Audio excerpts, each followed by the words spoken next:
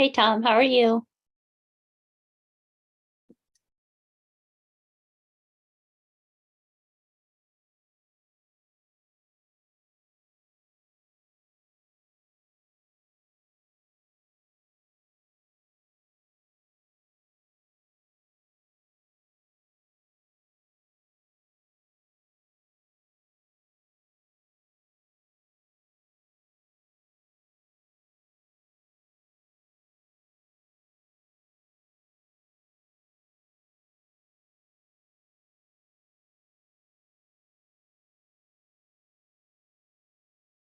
I wonder why Joe is in here as let's promote him to a panelist. Yeah. Why does everybody show up as like the public? So the email that goes out, Michelle sends out an email, and I think it's the general webinar link Okay, for email, but I get a different email that like from Dave Anderson. yeah, because I have his Zoom Yep. account. And so I click on that one, and that puts Right. me as a panelist. Can you hear me now?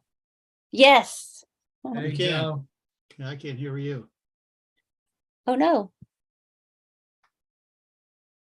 Have to remember to use the Dave Anderson invite because I go through the Testing. webinar link on the Michelle email. Yeah. Right. That's what I was just saying, is that the Dave Anderson one Yeah. gets us as panelists. Right. Okay. We can hear you, Lee. Can you hear us?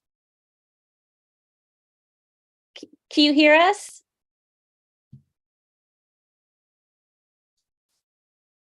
Maybe. I think I have everybody that's coming, right? I thought Anna's not coming. Oh, yes, you're right. She should be. I thought she was.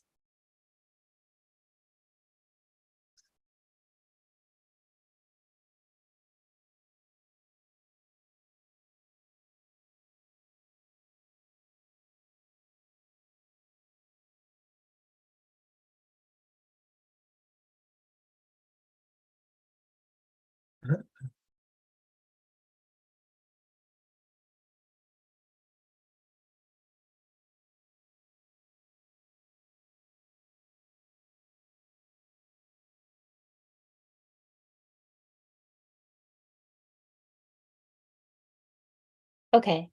Sorry you can't hear us, Lee. Oops, maybe I should type that.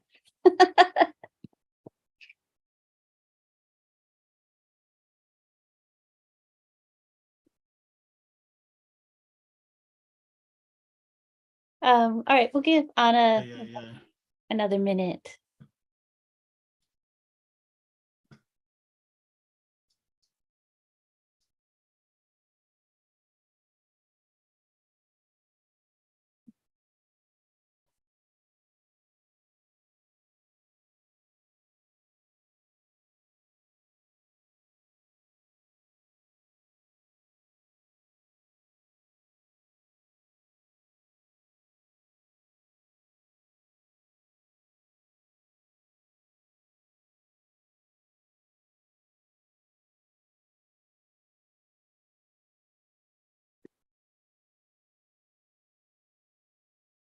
There she is.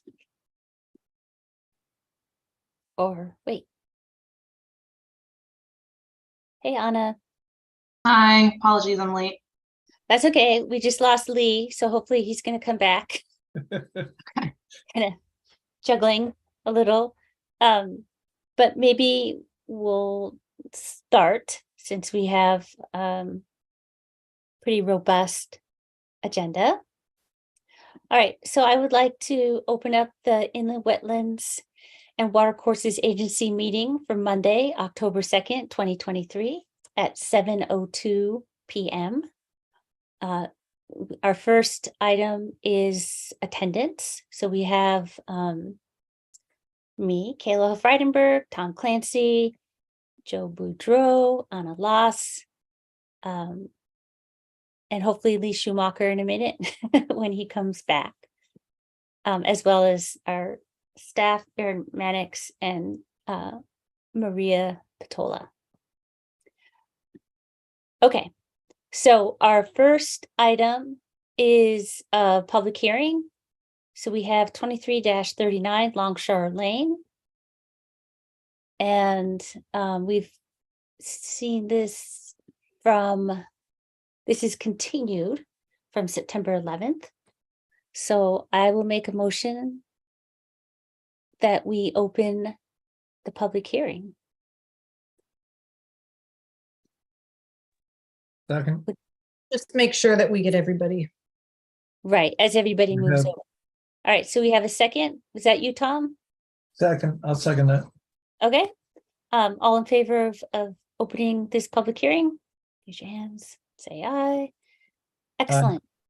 Okay, so we have, we'll have to get, I imagine, yes, I was gonna say there must be more people that we'd like to invite over.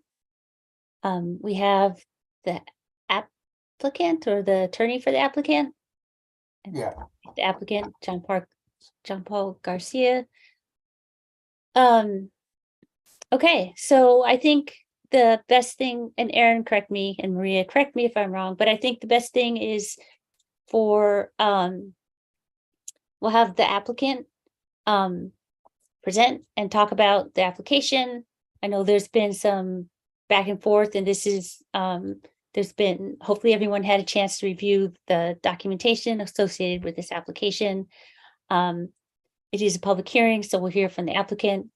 We can hear from, there's other people involved. I don't know the term, the opponents. I don't know the right term. Yes, so the public hearing, we have not had a presentation yet from the applicant. So both Attorney Crosby and John Paul Garcia are here on behalf of the applicant. They will do your initial presentation because we have not had a full presentation yet. At that time, then the agency members can ask any questions that you have for clarification, and then you can open it up to public comment. In which case the anyone speaking for or against the application will have an opportunity to be heard, and then the applicant will have an opportunity to address those concerns as well. Okay, that's great. Thank you. For the record, John Paul Garcia, I'm representing Lily Fogel as the owner of property at Longshore Lane, and her desire is to construct a small trail alongside her property to allow her access to a piece that's essentially landlocked behind 78 Longshore Lane. Do you want to put up the drawings, Aaron, or do you want to share a screen? How do you want to handle this? You're muted. Sorry, I just realized that. Sorry. You can screen share if you have them available, John Paul. Otherwise, we can. Yeah, Brand. I have it here. How do you screen share? Share There screen, should be a. Yep, that's it. And then and it'll pick which screen you'd like to share if you have multiple tabs. I open. think it's this one. Give it a shot. Okay, can everybody see this? Yes. This is the drawing. Everybody see this? Yep. Yeah. Okay, this is Longshore Lane. This is the property in question, and what we're proposing to do is construct a trail that parallels this property line and connects to a piece of upland in the back. The purpose for this access is to maintain the property, partly at the behest of the owner of 78 Longshore Lane. The intent is to construct a trail of wood chips. It's meant, the reason for actually coming back here is because there had been a disturbance to this area right here. The existing shed is shown. This area had been excavated by the owner of 78 Longshore Lane and rendered inaccessible. So what Lily's trying to do is to repair this so that she can get a mower back here and mow the property. We've had the site walk about 2 months ago, and I think everybody saw the existing conditions. Subsequent to that, we received 2 reports, one from, I apologize, it's Tom Crosby, who's the attorney for Lily Fogel. We received 2 reports prior, the day before last month's meeting, from Echo Maps and from Pullman and Cumley, which we've responded to, and we provided that to Aaron last week. for distribution to the commission. We've been signed off on by the DEP. They have no issues with this. And that's basically it. This is just a fairly simple, straightforward access. And DEP asked us, we originally proposed a 10-foot wide trail. DEP asked us to make it smaller, so we're willing to go with a 5 or 6 foot trail, whatever's wide enough to get a mower in. That's basically it. We're not building the super highway. Okay. Why was it excavated in the first place? You'd have to ask the owner of 78 Longshore Lane. At one time, he owned all the property, but he did this after he sold the property to Lily Fogel.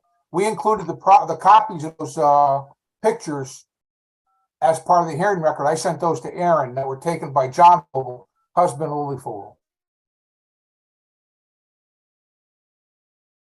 But that was done after. Somebody say something? No, someone's got a phone on, I think, or something. Oh, okay. So this I was prior, apologize. this was prior to Ms. Fogel owning the property. No, I don't. No, this is after Lily owned the property. So it sounds like the excavation happened without her permission on That's that. correct.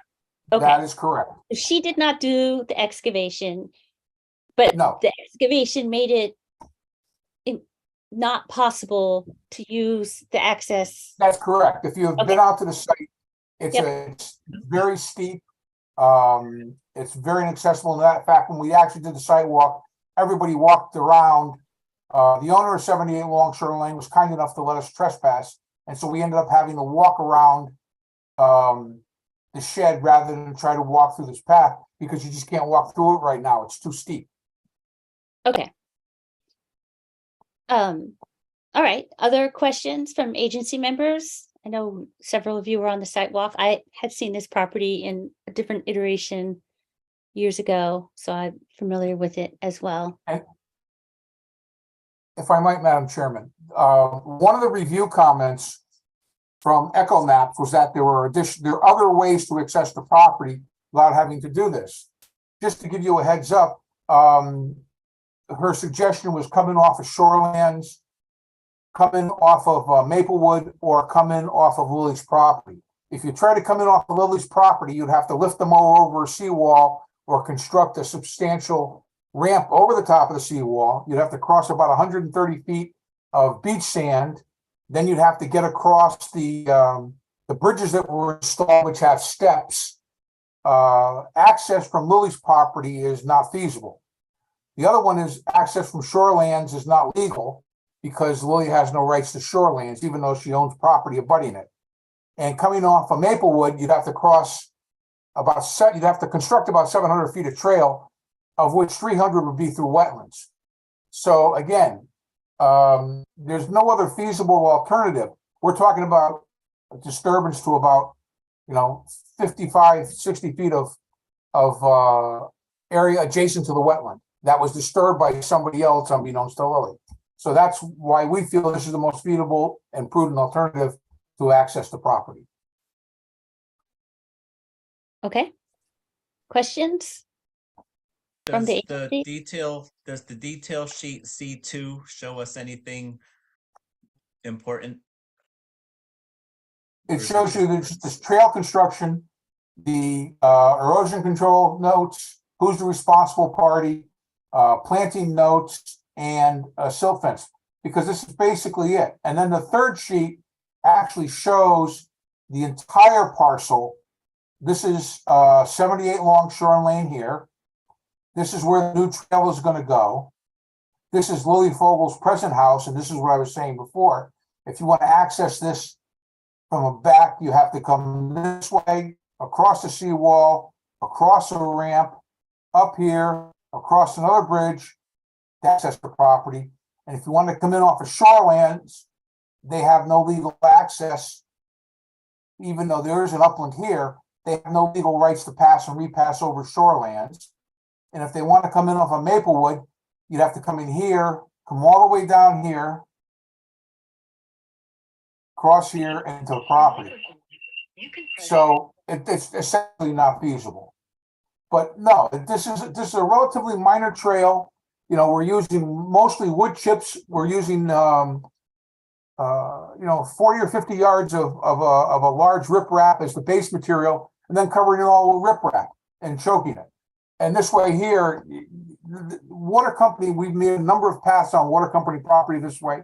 I've got a number of paths like this on my own Christmas tree farm, and they hold up very nicely. And they're using the wood chips as the wearing surface. You may have to refresh them every couple of years, but they're very nice. They look good, and they're soft. They allow infiltration, so it's really kind of one of the easiest ways to go lightly on the property. But we do have to bring in some fill material because this is about a 4 or 5 foot bank now, and so we got to build that up a little bit, just enough to get a gradual slope in here.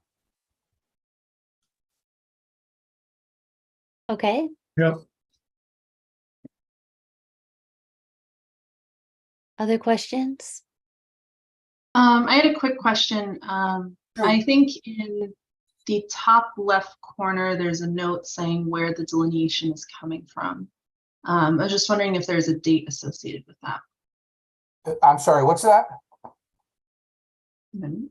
The delineation came from the original contract drawings that were started back in 2010 or 2011 when this was proposed as a subdivision. They were also used by the owner of 78 Longshore Lane 2 years ago to get a building permit for an expansion on his property. So Okay. and Deep didn't have a problem with the delineation.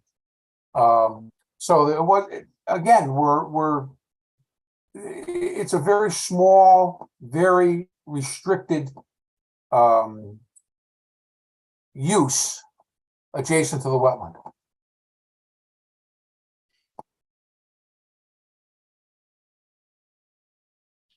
Other questions? Oh, go ahead. I did just want to say there is a comment from DEP. There is a letter. This was, as you understand, there are both inland wetlands and tidal wetlands in the vicinity. So this falls jurisdiction to both the Inland Wetlands Agency as well as the Planning and Zoning Commission for a coastal site plan. And as part of that coastal site plan, there was a referral made to DEEP for comments, which is standard of, it's not mandatory, although it's typically been practice of the commission to refer applications for comments from the Land and Water Resource Division. So that's what this letter is a copy of, that is in the file of record. And that is a comment from DEEP that is indicating that the site plan shows the width of a trail at 10 feet, and DEEP's recommendation that the applicant consider reducing the width in the area to provide a small setback abutting the tidal wetland line as shown on the site plan. And so that is the only feedback that came back, really. And we're more than happy to. We're more than happy to. That was dated July 7th. Yes, we're more than happy to. And I guess, well, aside from whether or not there are any other questions from the commission, I guess, and we do have written communication from opposition regarding the application. I don't know if you want to wait and allow for public comment and then address those all at once. John Paul, if you would prefer to comment on any of those now. Well, I just commented on the big one, which they seem to think there were alternatives. And we looked at those and there are no feasible and prudent alternatives. I sometimes wonder whether or not, well, anyways, I'm not going to get started. The two biggest questions were, we should have the wetlands reflagged. Well, if that was the case, then why were they acceptable for the owner of 78 Longshore Lane to get his building permit 2 years ago? And the second one was, there's feasible and prudent alternatives. I don't see a feasible and prudent alternative. I truly don't.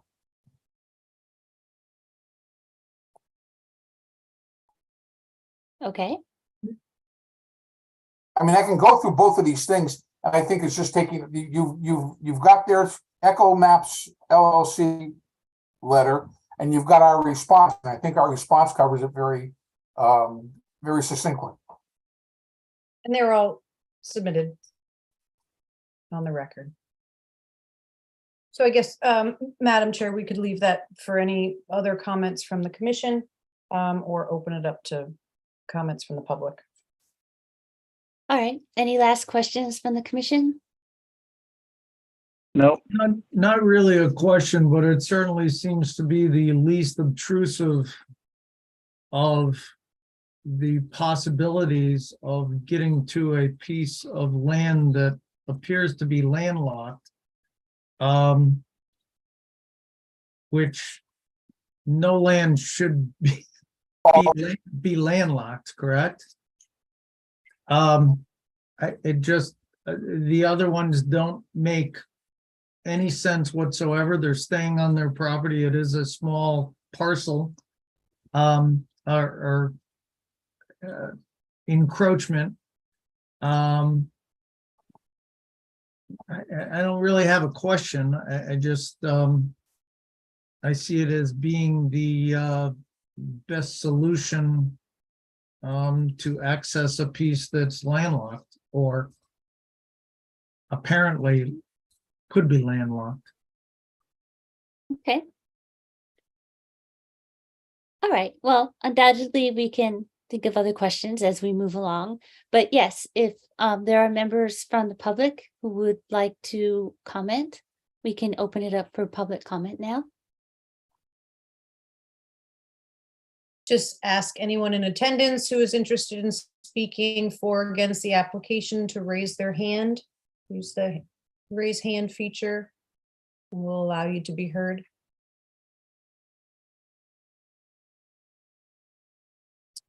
Madam Chair, I have Jonathan Kaplan. Okay, Jonathan, if you could just identify yourself. Excuse me, John Paul, if you could stop screen sharing, and then we can see the commission and How's that? allow. Thank you. Okay, Jonathan, if you could identify yourself for the record, please. Can you hear us?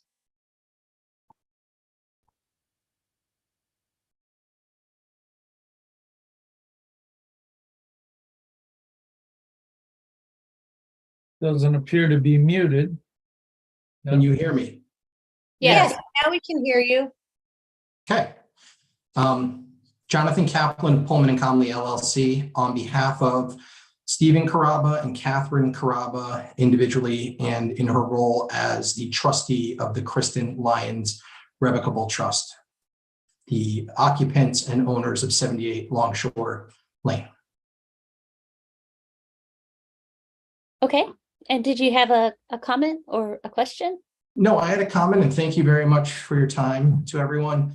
I would note we did submit a letter late today. We did not receive the comments that were provided by Mr. Garcia and Mr. Crosby until late over the last day of last weekend or this afternoon. So we did submit it, and I just wanted to confirm that Mrs. Mannix received it and that will be included as part of the record. I will address it during my discussion. Is this something that was in the packet or this is something submitted today? This is something that was submitted today to rebut one of the items that was provided by the applicant at the Okay. end of last week. Okay, So I just want to confirm that was received, Mrs. Manning. That's all I wanted to. Yes, the email is received and can be, it was not received in a timely fashion to post with any documents online, but if you could read through that for the record this evening, that would be helpful, or screen share while you're going through that so the commission can see. Thank you very much, and I will do that. I just want to make sure. So I just want to address a couple of points here and not belabor what was included in our submission. The first is the title wetland question. As noted, I think by one of the committee members, this is a 17-year-old delineation of the wetlands markers, and the commission has on multiple occasions requested and required up-to-date wetlands delineations, especially when we're dealing with such a tight and narrow impact on tidal wetland areas. And so what's incredible is the applicant itself, 2 years ago or so, maybe 2 or 3 years ago or so, was the one who demanded the exact same thing that we're asking now when the prior owner submitted a subdivision or a renewed application. And so as a preliminary matter, the question regarding the jurisdiction and whether this includes tidal wetlands, I think has not been answered and should require a updated wetlands delineation. In terms of Deep's letter that was referenced and put on the screen by Mrs. Mannix, it appears they were given the old information from 2007 when that was presented to them.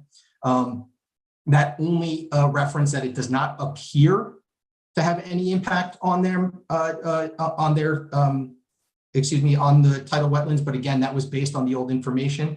And so again, we would request that it be required that up-to-date tidal wetlands and wetlands delineation be provided. In terms of the owner of 78 Longshore's submission, I would note that there's major differences between the two properties. One being this has direct impact on wetlands areas. Even their delineations from 15 years ago or 16 years ago show that there's a impact on the wetlands, and this would have a change. I forgot the amount of square footage. I think it's like 143 square feet of wetlands being directly impacted here. And the proposals regarding the renovation to the house have nothing to do with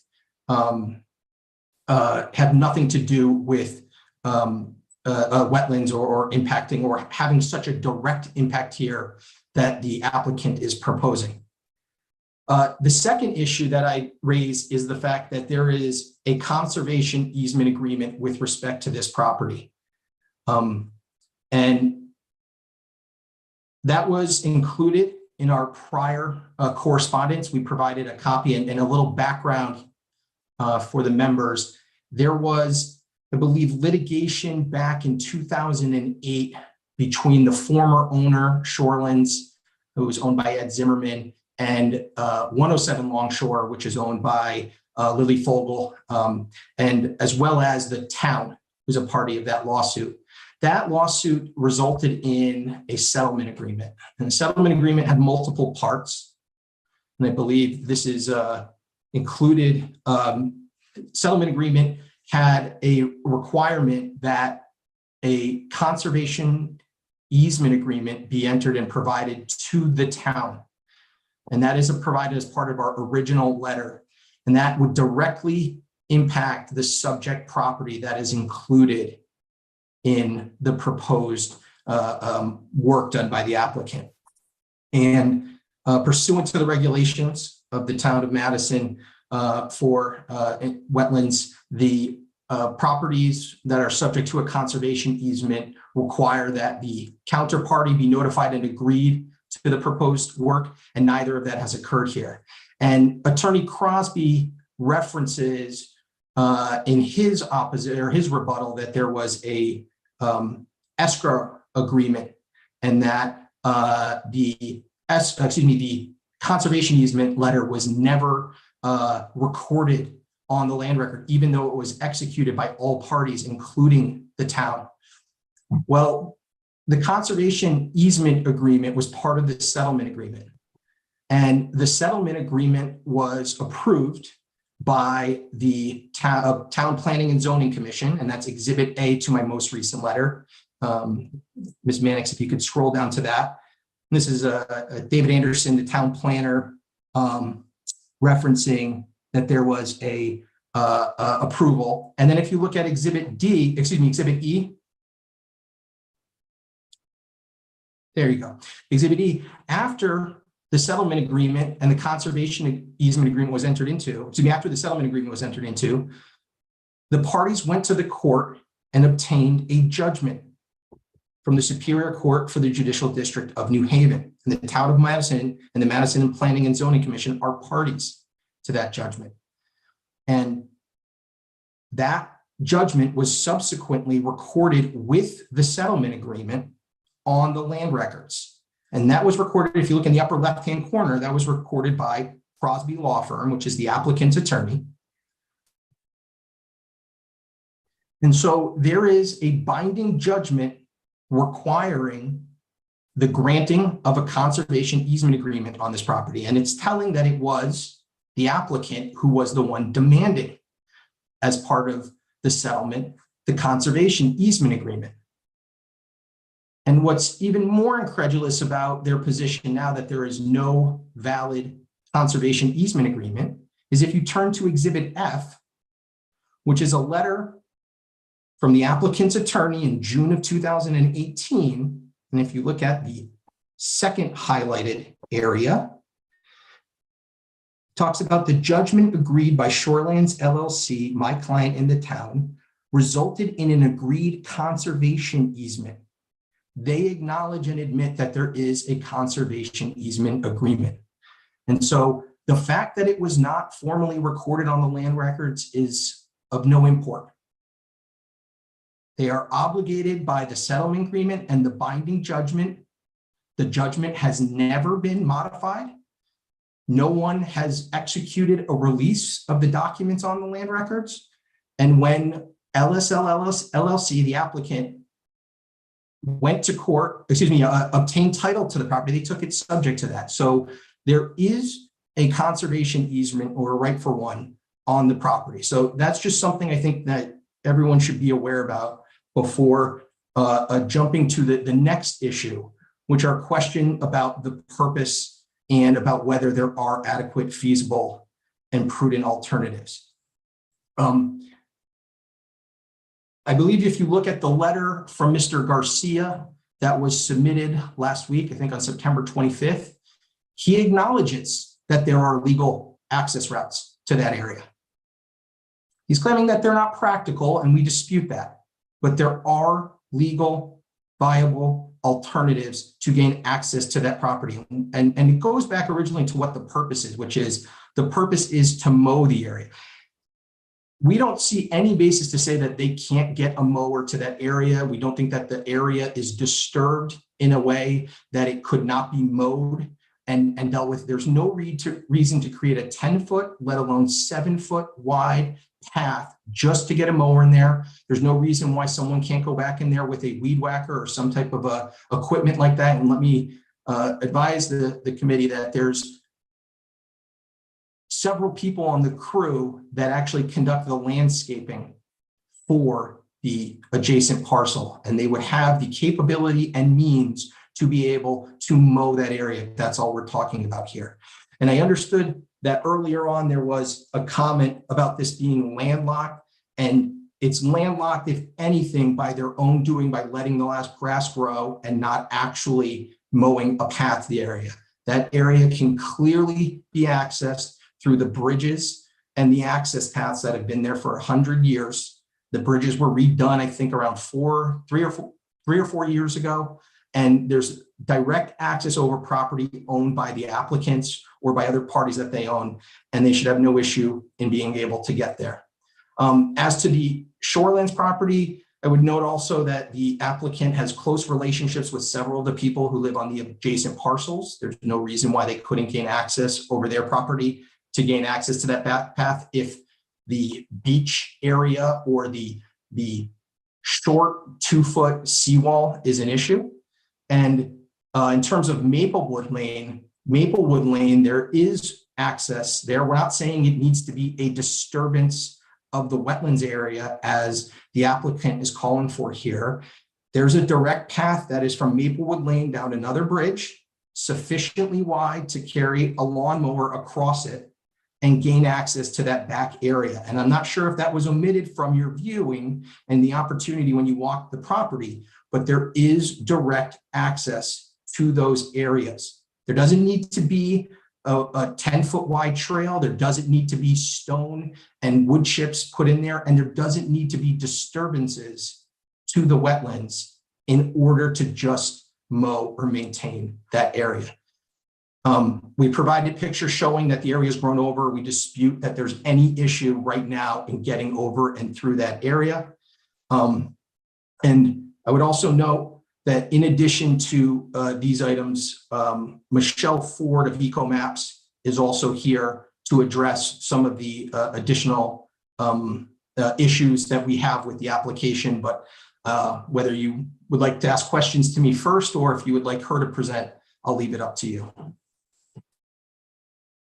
I have a few questions. That was a lot to digest.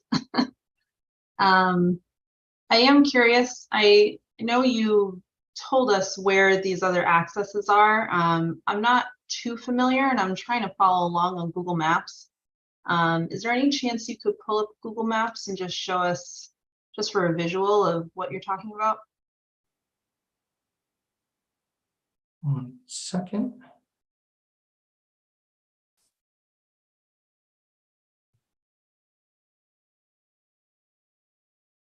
Attorney Kaplan has talking privileges, but did not come over as a panelist. Anna, I I could have believe sworn those, Mr. aren't those Garcia. included in your letter, Mr. Kaplan? Yeah, if you wanted to pull up the letter, excuse me, the map that Mr. Garcia was referencing.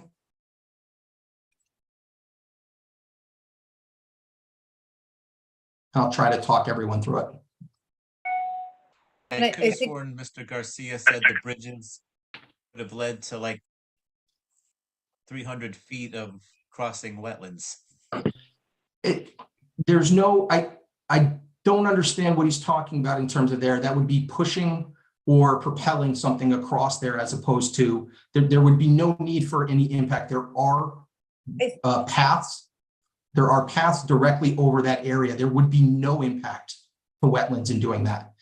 And just to give the history, the property 78 Longshore, directly outside of the west of the building, that's where the door used to be, the entranceway, and there would be a path all the way down to the beach area.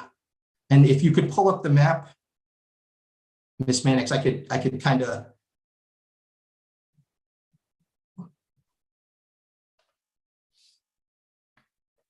Is that something you have, Maria, or do you need me to? Whoever was helping before, I'll just try to talk along to show where the map is. Mr. Garcia was screen sharing. Yes. Oh, sorry about that. This one? No, if you scroll down to the last one, I believe it's the third map that or the third page of the map. Yep, that one right there, correct. Nope, you had it. Yep. And if you scroll in a little bit. I'm not seeing anything on my,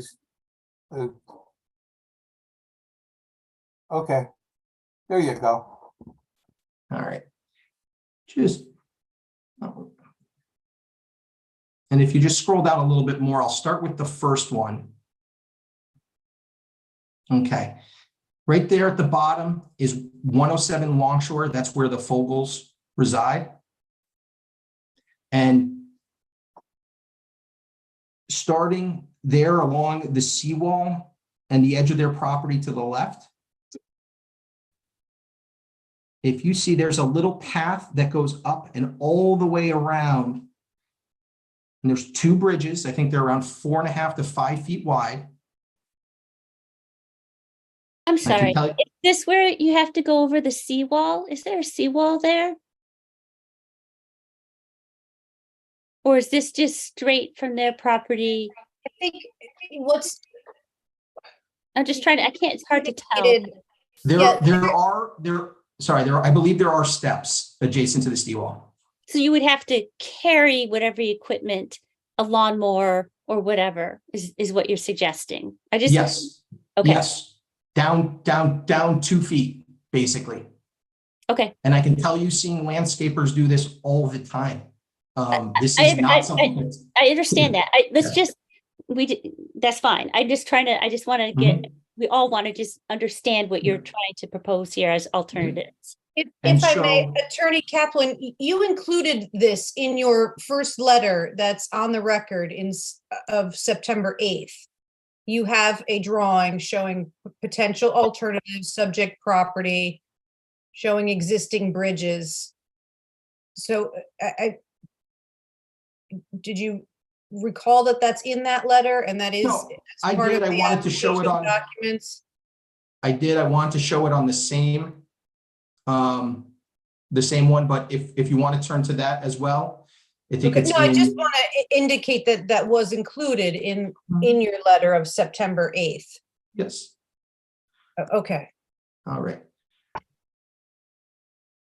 So in our September 8th letter, if I could switch to that as well, it might be clearer for everyone to see. I was just trying to use the same map that Mr. Garcia was using, but there is a pathway, and unfortunately I don't have the share function. Otherwise I'd be able to show you where it goes. It's approximately 4 to 5 feet wide, certainly capable to have someone mow, get a mower all the way across to this landlocked area. And according to the applicants, this whole entire area is then going to be landlocked, but for their proposed access path, and we dispute that. The other access path that we identify is to the top of the page at the end of Maplewood Lane, which is up along the top right there. There is a pathway from that street down towards the same area. It's actually, I think you can see the 2 dashes of the actual pathway right where it says tidal wetland line in the middle of the page. And I'd also note in the EcoMaps letter, which is submitted as an attachment or along with ours, there is a map, attachment A, which has the proposed alternative access paths.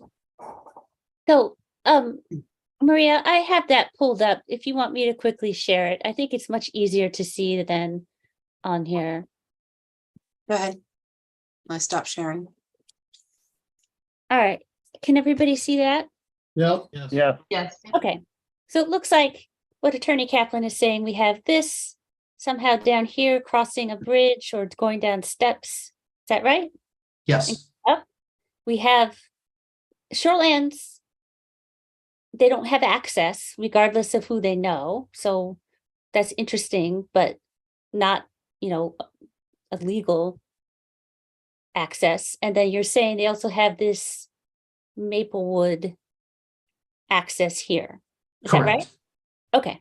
Is it Maplewood coming off a public street or someone's rear property? It's, I believe it's off of a street.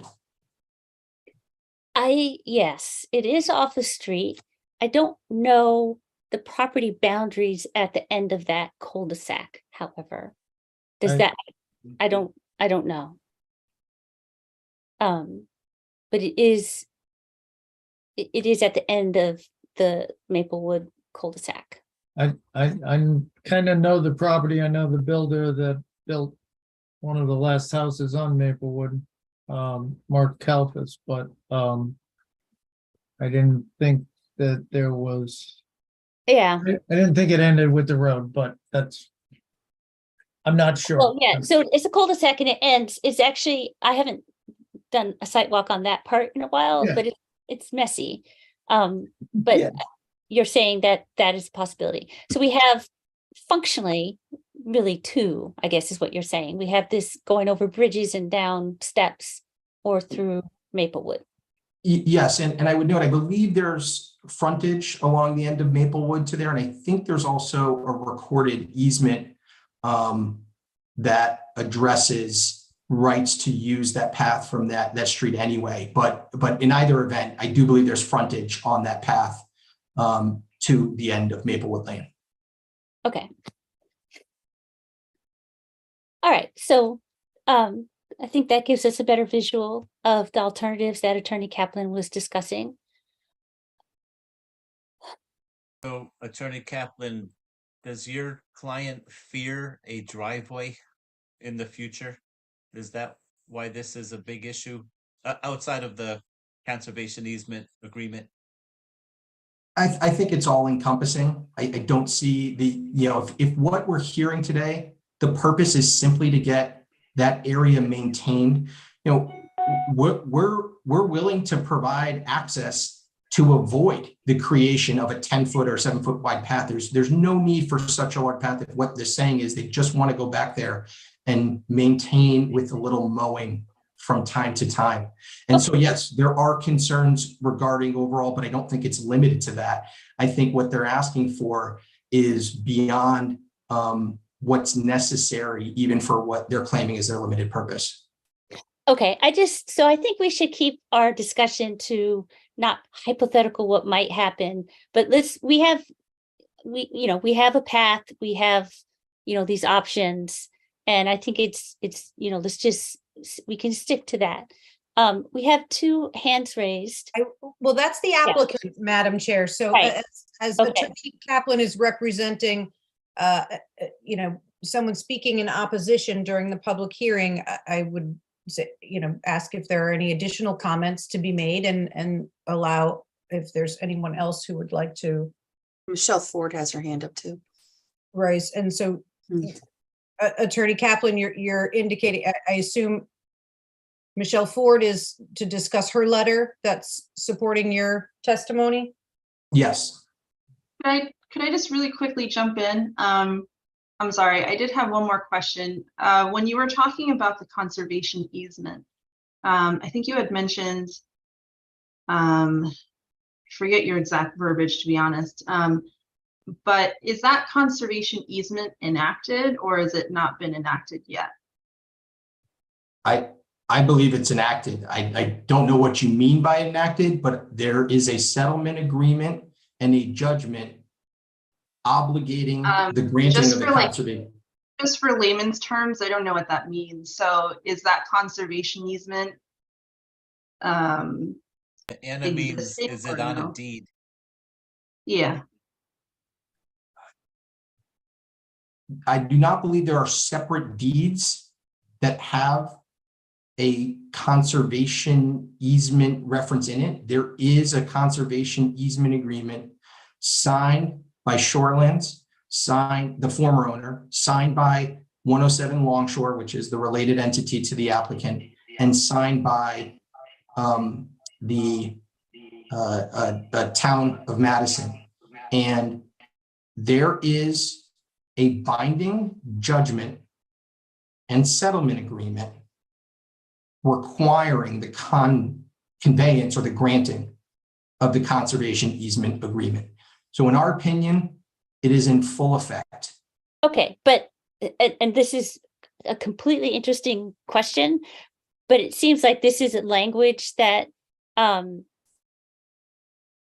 is clearly contested between these 2 sides. So you're saying it's there in the settlement agreement. And I think in our letters, we're seeing that it hasn't been, in Anna's terms, enacted, and it's not on land deeds.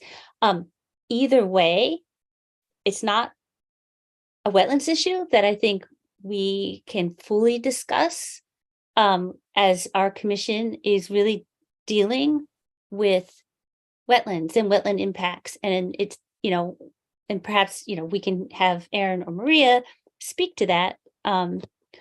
But clearly, if this is a contested issue, I imagine town council will need to weigh in on this as well. Is that, Lee, go ahead. I have a really stupid question. I don't really understand the relevance of the conservation easement controversy to what we need to decide. Well, Attorney Kaplan can say, but it seems that if there is indeed a conservation easement that is active, it sounds like everybody on that easement would need to be notified that there was going to be activity on the property. I think, but Attorney Kaplan, you can say, but it seems like that's what it comes down to, is that if there is this easement and it is in effect, then the other parties to that easement need to be notified. Is that right? That is correct. I think the application fails to comply with the regulations in terms of requiring notice to those parties and then requiring and obtaining approval in advance. And I think that it can be denied on its own. So I do think it is before you, because I don't think that there's a way. I mean, this conservation easement agreement prohibits construction of roads or the dumping or placing of soil or substances of material, excavation or dredging, which they indicate they'd have to do, removal or destruction of trees, or the placement or use of any vehicle. And again, with a 7 or 10 foot wide proposed pathway, it seems like all of those would be violated in terms of this proposed use. Okay, so does that clear that up, Anna and Lee? Yeah, it does. But again, to your point, that may not be under our review, right?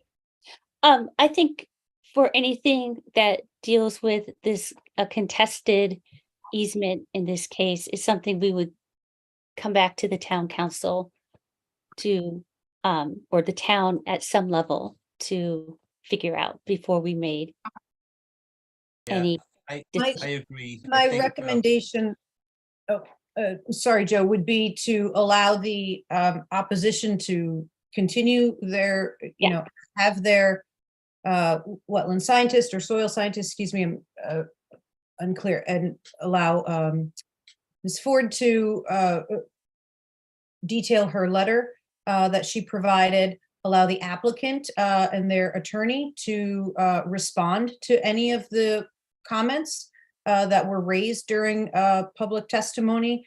And if the commission has further questions following the applicant's explanation or rebuttal, then you can ask those questions either of the applicant or of staff if you need additional information. But at this point, it would be to just to hear the opposition and then allow the applicant to have a chance to respond to those comments as well. Great. Okay, so can we hear from Ms. Ford? Yes.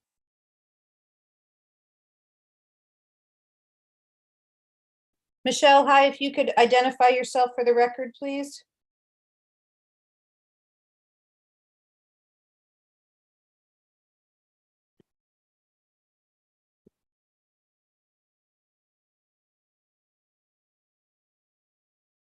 Hello, everyone. Can you hear me okay? Yep. All Yeah. right. So Aaron, I appreciate it. You had it right, both a professional wetland scientist and a soil scientist, as well as a certified wildlife biologist. I'm going to keep it simple and I'll keep it brief and keep it really to the wetlands and wetland science. And so in reviewing this application on behalf of the Carrabba's, the first thing that jumped out at me was the wetland delineation boundary, which is, you know, something that I kind of went to first in the documentation and saw that it was originally delineated or most recently delineated in 2006, which is about 17 years ago. And so as you know, and as you've heard, I'm sure in many applications, things can change over time. And so whether or not you or the applicant, whomever decide to go with one of the potential alternatives, if they don't, I think having a more current wetland delineation boundary is pretty critical, especially since they're talking about a wetland loss and filling of some wetland resources. Also, in terms of the delineation boundary, I believe that the original boundary was within 1 foot of the tidal wetland line. And so this could very easily jump into DEP jurisdiction or be further away from that jurisdiction. But again, not having an updated delineation that shows current conditions makes it hard to understand the extent of impact, as well as any potential mitigation for that loss of wetlands. Although it's not a huge amount based on the 2006 delineation, it still is something. And typically wetlands should be replaced in kind, if not with some sort of mitigation. So that's really the biggest concern that I had as a soil scientist and wetland scientist with the application as presented. The map that was presented as well showed kind of a straight path that goes around the property. And when I visited the Carrabba property, I noticed there were a number of trees and mature vegetation in that area that the path was shown. Their application says no trees would be removed And I believe they had a responsive document that came through last week that said some trees would be removed. But again, it just really wasn't clear what's the extent of impact within both the upland review area as well as the wetlands, and how can those functions and values be replaced should the path be put where it is proposed. Again, exploring the alternatives was also addressed in my letter, and the functions and values, the loss of trees.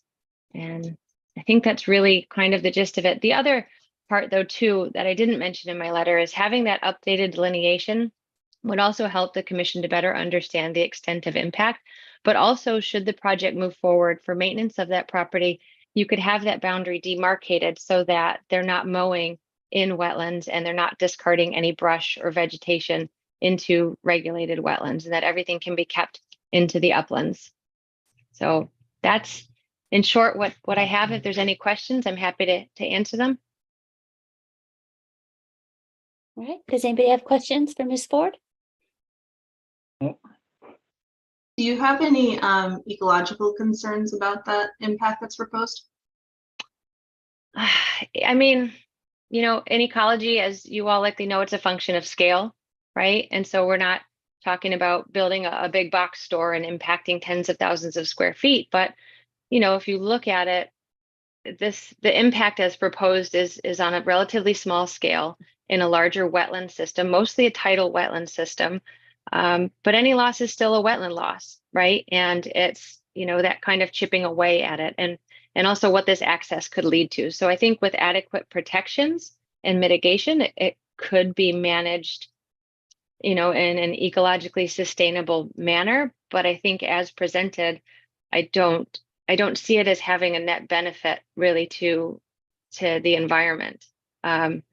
So I guess it just depends on which scale you're looking at it. But no, I don't see anything really good coming from this. Also, on the property that's proposed to be maintained, just viewing from the Carrabba property, and I didn't do a full, you know, biological inventory, but I didn't see a lot of invasives. I didn't see a lot of you know, non-native overgrowth that was threatening the health of the trees that were out there. It looked like a nice grassy kind of shrubland with a few trees. So, you know, I don't know what the maintenance frequency is, you know, for that property or what needs to be maintained. It seemed fairly stable as it was.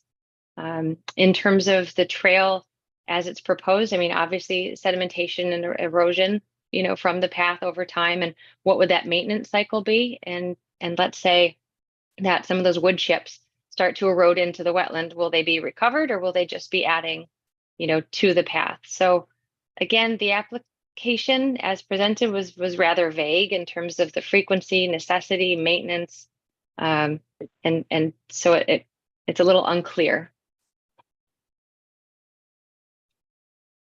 Other questions?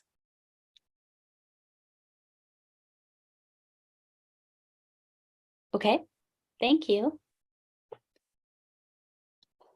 Are there other members of the public or anybody else who wants to speak? And then, of course, we'll come back to the applicant's representatives. I don't, Madam Chair, I don't see another hand. yeah, and I don't see any either. Okay, well, if Mr. Crosby or Mr. Garcia would like to comment. I think we got to start with Tom. and Please, responses. can you hear me? Yes, Yes, go Great, ahead thank and you. introduce yourself and identify, since I think you're the first time this evening. This is the first time. I am Attorney Thomas Crosby. I do represent Lily and John Fogel and the applicant here, which is LSL LLC. That's the owner of the 23 acres that surround both the 78 Longshore Lane property and also are adjacent to the Fogel's house or their Fogel's home property, which is 107 Longshore. First off, I want to point out that first I want to thank you for the opportunity to speak. I appreciate how carefully everyone's listened. I want to point out at the outset that this very commission had to approve and did approve a crossing over wetlands from Maplewood Lane to get down to one of the 5 lots that the predecessor owner we'll just call him Mr. Zimmerman because that was his name. He was the owner of one of these limited liability companies that we keep talking about. I think we use Longshore Lane LLC. We use the words Shorelands LLC. Doesn't matter. It's Mr. Zimmerman. So Mr. Zimmerman came to you and he presented in 2008, 2009, 2010. And the reason I'm mentioning that is because the idea that there is other access ways, one of which I want to make very clear, I think it was a 2,000 square foot area of wetlands that had to be filled, and there was a regulated activity permit for, so that it is impossible to access Maplewood Lane down any of those trails without not only crossing wetlands, but in this case, I think you'd have to go back and revisit this expired permit, which was to access one of these 5 lots. The second thing is that I've been out to the Fogels property and I've climbed up that wall, and it's not 2 feet. It's about 5 to 7 feet. I mean, there are steps. I'm not going to say weren't steps. I don't know what a mower weighs or whatever kind of mower they're going to use, but it is, it is a daunting task to climb over a seawall, because that's what it is, and then across a beach, and then go onto these paths, to these bridges, to go around the other way. So I would say that the idea of access from those other 2 locations is certainly not practical, and certainly comes with its own, carrying a lawnmower over the sand would do, but we know that there's a risk with that.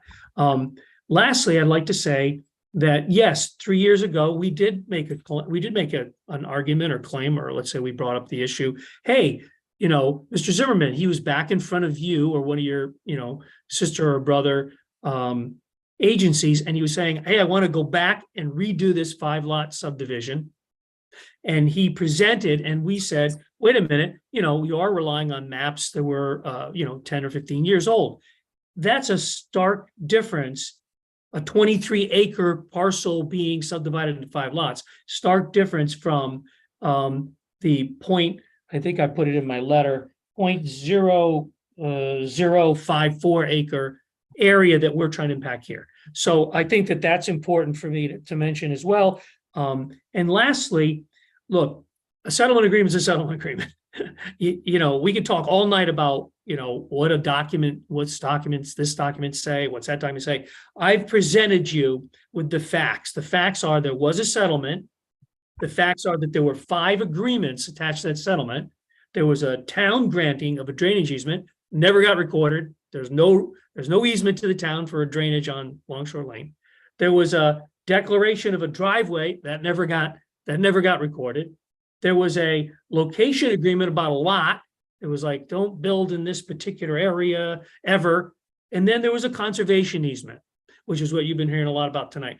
Those were never recorded. They were never effectuated. In fact, my client brought a lawsuit to try to get Mr. Zimmerman to follow through with those. And that ended recently, thankfully, when she purchased the property from him to, once and for all, end our nightmare of litigation about the 5-lot subdivision on this 23 acres. So I've given you the settlement agreement letter. I've given you the escrow letter, and I'm not going to make it, there's not going to be a test on this, but if you look at the escrow agreement, it's August 10, 2015.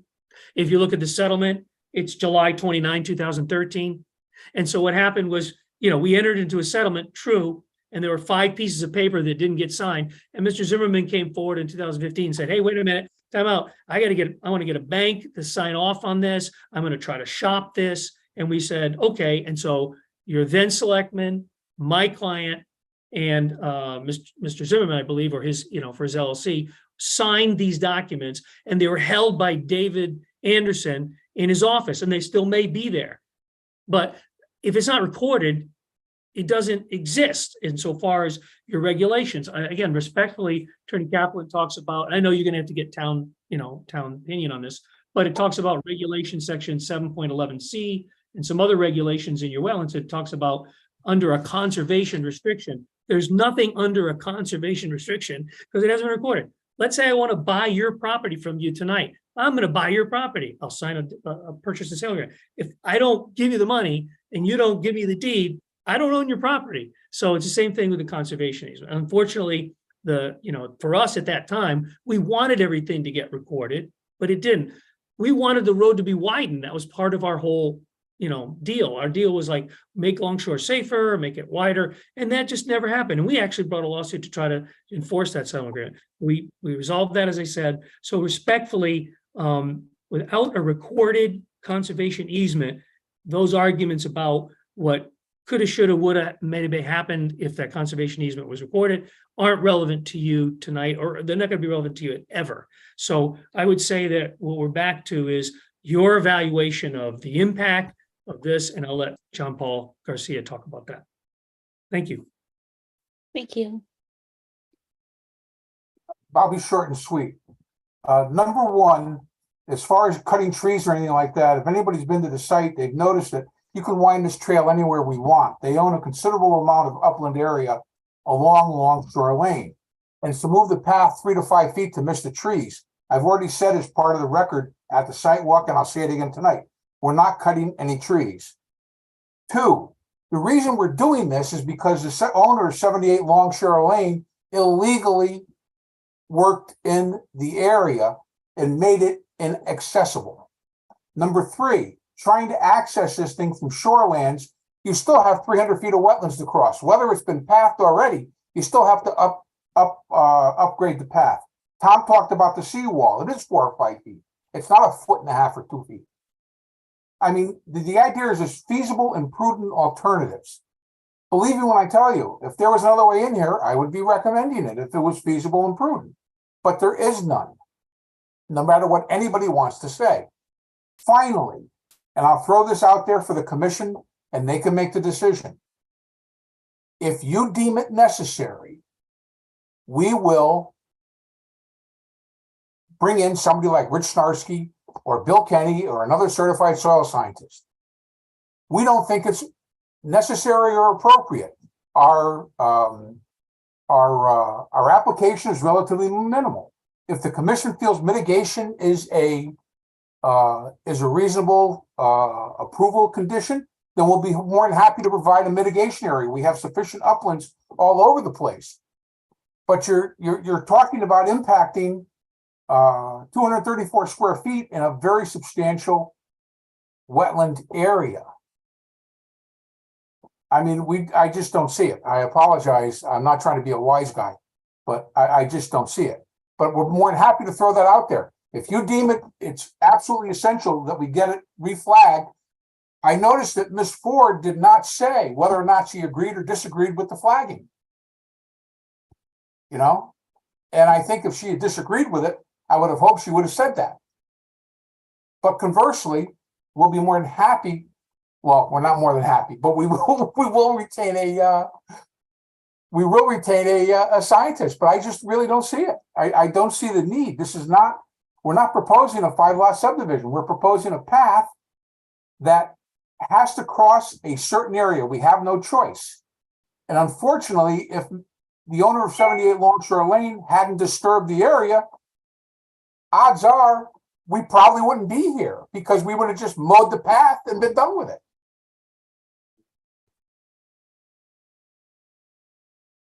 I'm done. Okay. Does the commission have any other questions for the applicant? I guess those are the couple of subjects there. The question as far as whether or not the commission feels the current delineation is sufficient, or if you would like to see that reflagged. And then again, as far as the details of the path itself and whether or not you're seeing an impact and looking to see some type of a mitigation. Or if you would like to have legal opinion on anything, which would really relate to the easement specifically, not necessarily to the rest of the application. I don't see a need to reflag the wetlands, but I would like, before this commission made a decision on something I realize the conservation easement's not filed. I don't understand why it wasn't just given to the town clerk. Shouldn't blame the planner. But I think legal counsel opinion from whoever represents our commission should at least give us further guidance than Aaron has so far. Other questions or comments or anything from other agency members? I have a couple. I think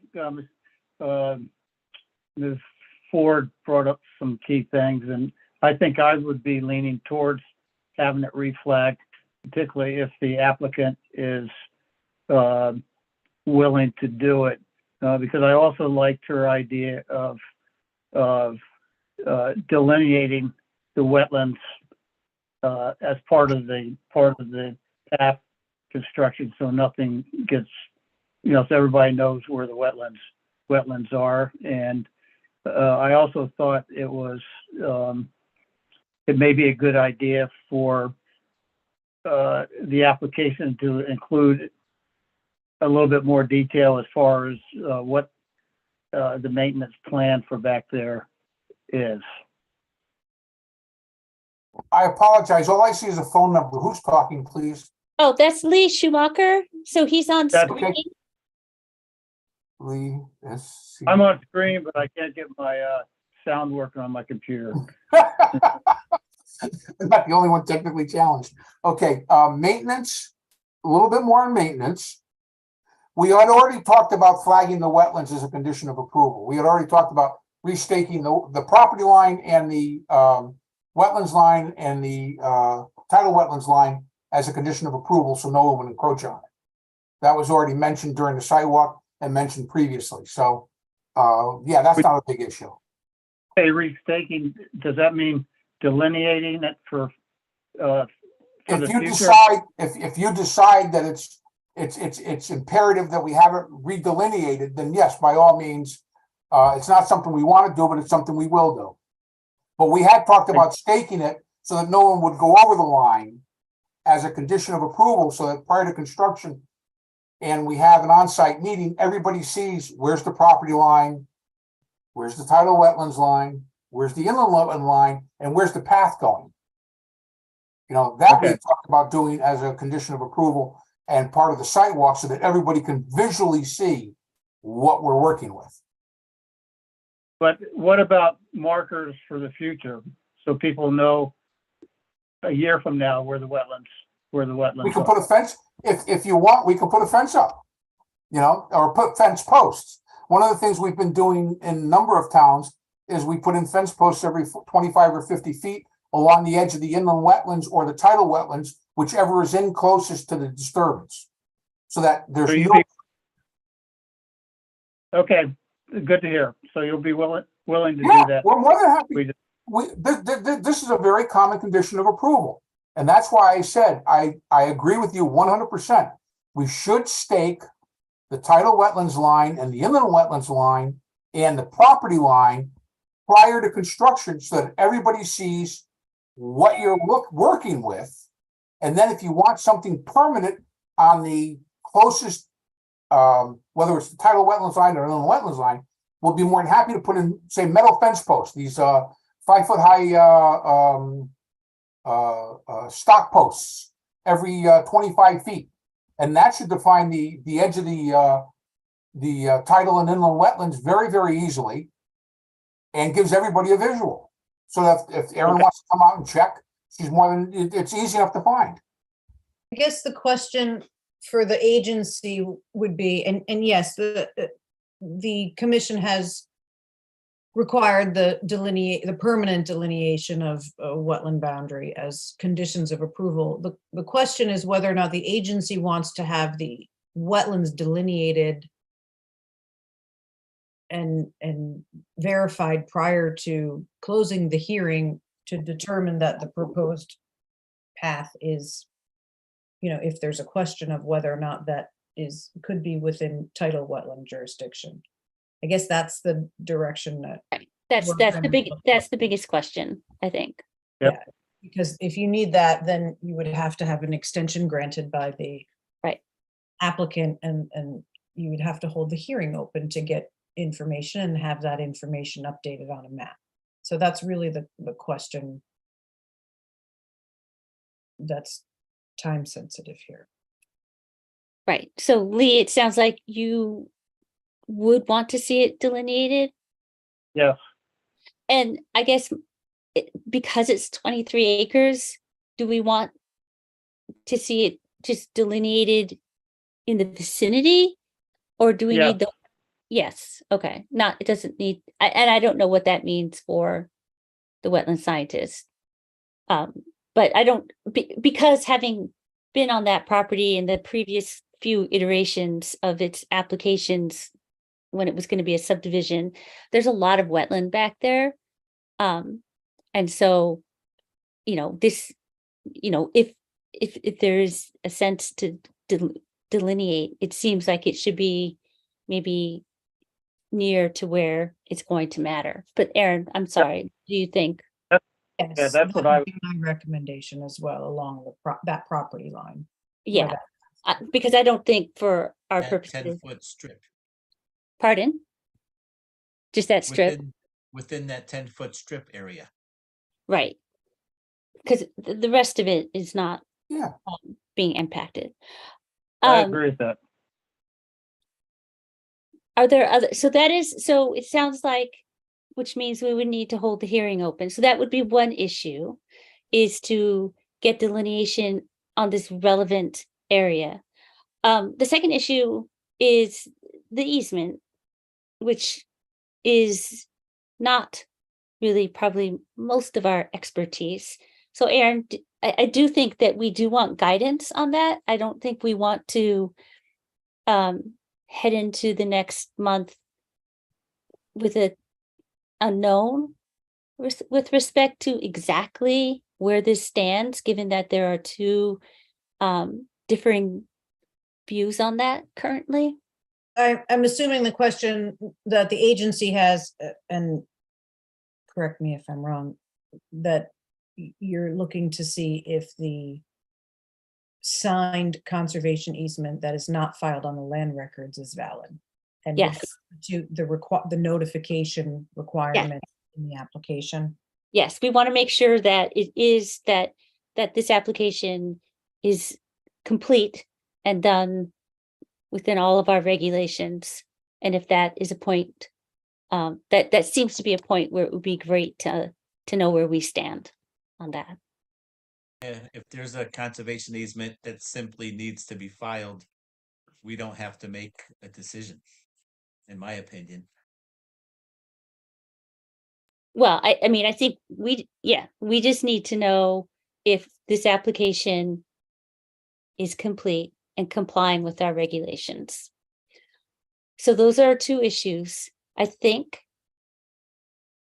Given what we've heard, I think those are the two main issues. Do the agency members have any other comments or questions or clarifications that they'd like to ask? I do think, because a few folks have brought it up, because it is a irreversible loss of wetlands, I do think, seeing some sort of compensatory mitigation would be good. Okay, so you're suggesting some kind of, all right, so for the applicant to consider some kind of compensatory mitigation. Okay. Yep. Well, I think that is for discussion from the commission to really, and perhaps the applicant to address whether, the So- impact that could. Right. So, yeah, I think that has to be. what would you envision, what would you envision as compensatory in this case? Or do you, I mean, it just, and I guess we should all think about it. It is, it's creating this path, we're in this tidal wetlands. The way I understand compensatory storage, Kia, is if the wetlands are tidally influenced, it's It's not required. It's only required with floodplain when when it's not tidally influenced. That's a flood, right? So that you're talking floodplain, right? Flood Yep. regulations. And what I believe Anna is talking about is, Loss here, gain somewhere else. some type of mitigation, which is not specifically in your regulations. Right. So the Okay. commission in a significant activity would have to determine, what is the evidence of impact on the inland wetland, and how can that be, one, does it need to be mitigated, and two, if so, how does that, Right. so I think, And I I'm think, not sure what evidence you have before you currently. That's where you're going to have to look in the record and the evidence presented to you, of demonstrating an actual impact. right. And right, because this was deemed a significant activity. I think I missed the June meeting where this all happened. But there's, well, Well, which is consistent. I mean, a significant activity is consistent for activities within a wetland or water course. That's been right. the practice. And then I I just, think, yeah. no, go ahead. Well, I was just going to say, in other cases, we have asked specifically for very specific information, and I don't recall that in this case. Right, there was not, I mean, there's the general information in your section, It's 7 point, yeah. 6, I believe. right. And then, the commission's requirements for making, your decision, which is, I think I said this at the last meeting, 10.2, I'll pull it up. So it's 10.2D. I think so, yes, which I think maybe that may fall on the applicant if that's where, Anna, if you have questions as far as the impacts, and maybe that's more of an, the environmental impact of this filling of 200 plus square feet of wetlands. Let me find this section.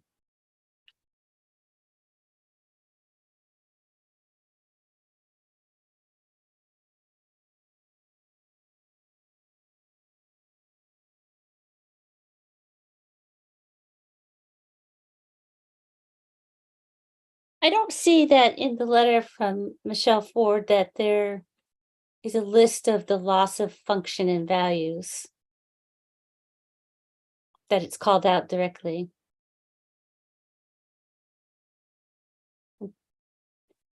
Well, potentially, it's potentially impact, yeah.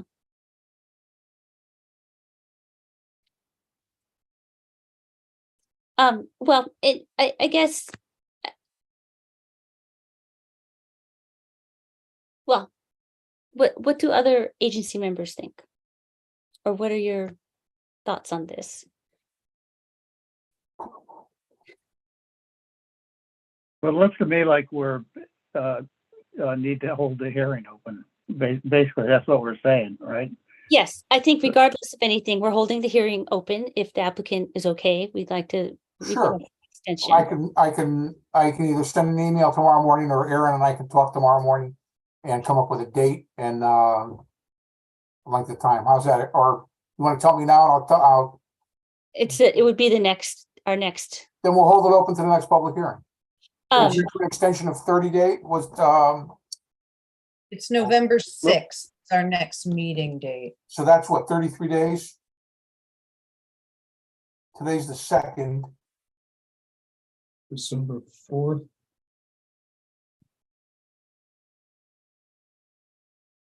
and then we need to have, when we've done this in the past for our applicants, in order to hold this open, we're requesting specific information. So in this case, we're requesting wetland delineation of the affected area. Yeah. Yep. And we are asking the town to give us some guidance on, or some information on their perspective easement. on the easement. And so now the third thing that we've come to is what kind of compensatory mitigation, if any, are we interested in thinking about or understanding the impacts to functions and values. My understanding is that path has been there for a while, and we are definite. I mean, there's definitely a significant activity, and there's a loss of wetland. But with respect to exactly what, I think we should be thoughtful about what we're asking, or I'm not, thinking it through with, just thinking, I'm not sure. I'm not sure what that would look like, but I'm sure there's lots of different options. I Erin, think that, go yeah, ahead. that's really kind of where you're looking at. So the creation, what impact does the creation of this path have on the wetland and the adjacent wetland areas? And that's what I think the determination has to be, really. What direct impacts does this have to the function of that wetland?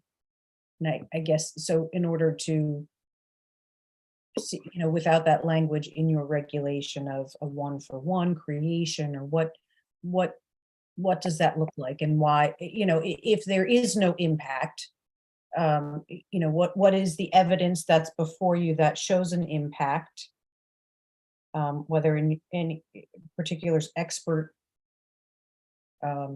testimony, and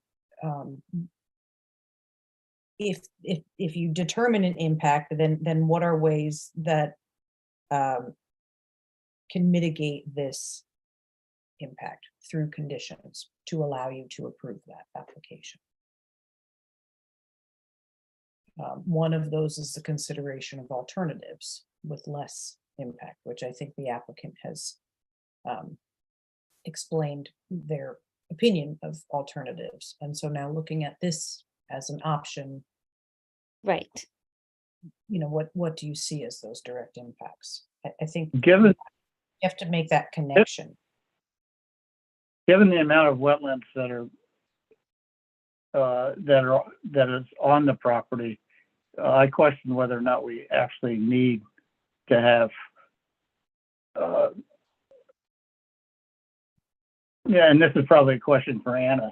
I don't know, if we're losing 230 square feet of wetland and we have acres and acres of wetland on the property, do we really need to have some mitigation? No, I think I get that. The loss of wetland is minimal, to say the least. But I guess I just don't want to set some sort of idea that even if you have a significant activity and you go through the significant activity process and there is a permanent loss of wetlands, I guess I'm a little concerned by saying we don't need mitigation here. Somebody else could come in the future and say, well, you didn't ask for it for this person for 200 square feet. Why should I do it on my property for 400 square feet? And that's just I'm making those numbers up. But, and I think as for what mitigation would look like, I don't think we'd have to create anything. I think you might just be able to get away with some plantings of facultative, wet, or obligate species vegetation. I don't think you'd have to do much more than that, but I think there should be some sort of activity to compensate for permanently impacting a wetland. Okay. I do think that you, I mean, I totally understand, precedent setting but I think because it's, we don't have mitigation per se in our regulations, but we do thoroughly dissect most of our applications, because here we are at 8:30. So we are being very thorough. So I think, I think we do look at each of these pretty carefully. Certainly, there could be a planting plan. There should be, maintenance, and that's all been suggested already. And, talk about what that looks like. So from what I'm hearing now, and agency members can correct me, it sounds like, our three things are delineation of the stretch of where this proposed activity is to take place. Town will give us some kind of guidance on the easement question. And then, some detail, a fair bit of detail on the planting, any kind of planting plan, maintenance, and, kind of permanent posts to delineate inland wetland or tidal wetland, which I think has already been stated. Does that cover most of what we've talked about? You hit all of my issues, yes. Okay. Yeah, yep. Tom, Joe, any comments? No, Okay. All right. Comments. So are we set? Can we just extend this, or is there anything else we need to do? Aaron, what do you want for dates for extension? Yep, so that's 35 days to get us to November 6th, John Paul? So you need a 35-day extension to get to November 6th. Yes, And I'll hereby grant it. I'll follow it up an email tomorrow morning. thank you. Thank you. I And we appreciate would it. need a Oh, motion. I'm sorry, what was that? No, I'll take care of it in the morning. Okay, thanks. We would need a motion from the commission to continue the public hearing to November. Oh my gosh, November. What just happened? 55 days to Christmas. Okay, All right. Well, I go ahead. I move that we extend this to November 6th. Second, All right, Lee seconds. All in favor? Raise your hand, say aye. aye. All right, excellent. Yeah, okay. Pretty horrifying that I was already horrified by October. Okay. thank you. All right, so our next application is also public hearing, 23-49, 24 Old Schoolhouse Road. This we discussed at our last meeting. So I will, Aaron, it looks like they want to continue. So do we open and then extend? We just need a motion to continue the hearing again to the November 6th meeting. The applicant did grant that extension, and that's to get Make a motion that we continue application 2349 straight to the next meeting of this agency on November 6th. Second, Thank you. All in favor? Raise your hand, say aye. aye. Aye. Excellent. Okay, right, moving along to application 23-43, 251 Boston Post Road. This was tabled at our September 11th meeting in order for the applicant to, I think, incorporate staff comment and get more information. And they have since submitted some revised plans, planting plans. I assume that they're here to discuss that. Yes, Great. I don't know, besides Chuck. Attorney Beatty, Oh, where is he? Cunningham.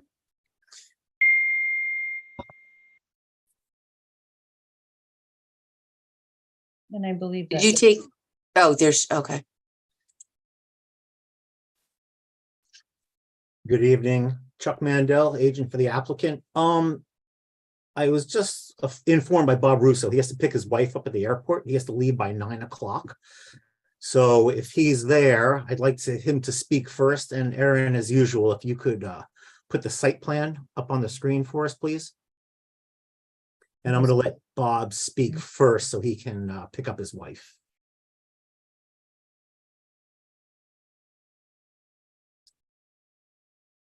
Thanks. You there, Bob?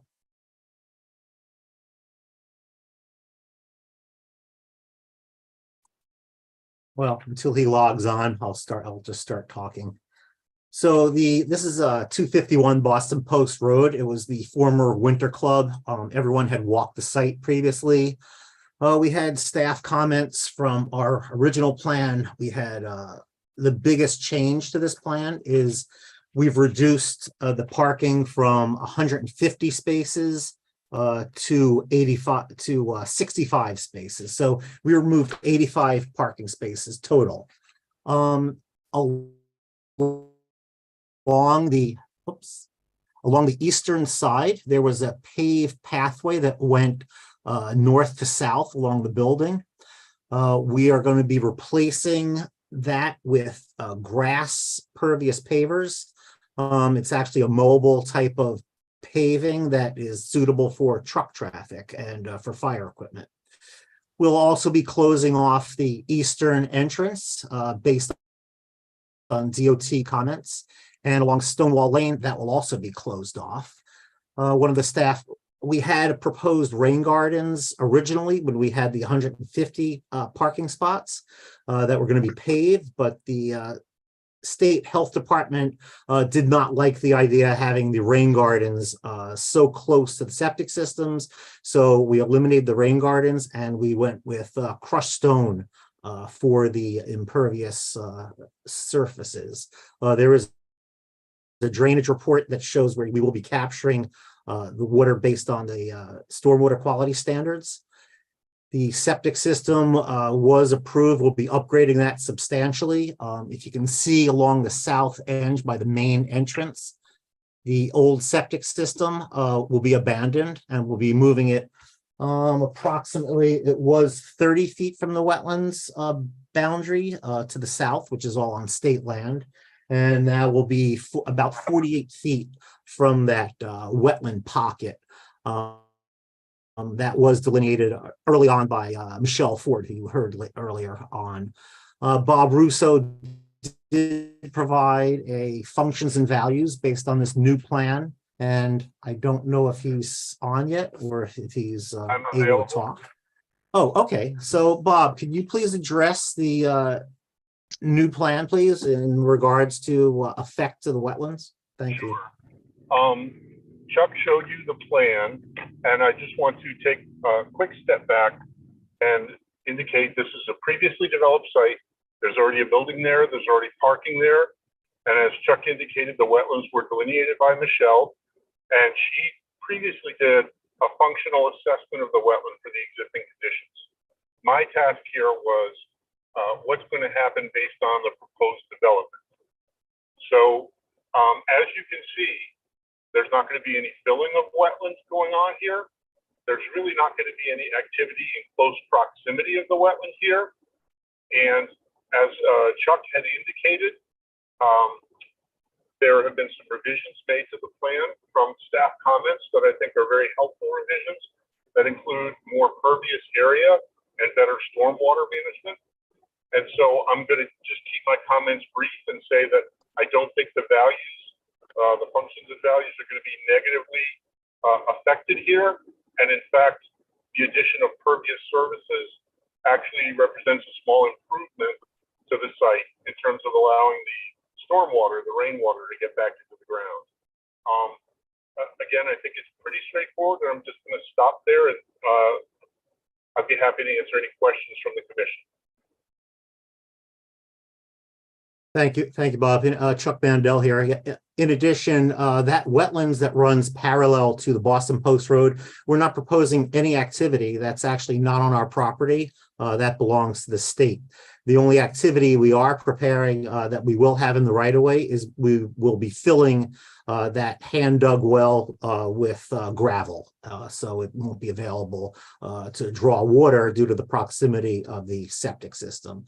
So that's really that's one of the closest proximity to the wetlands is that well, which would be the filling. We also have a landscape plan, and I believe John Cunningham is here to discuss plantings if you want to hear about them.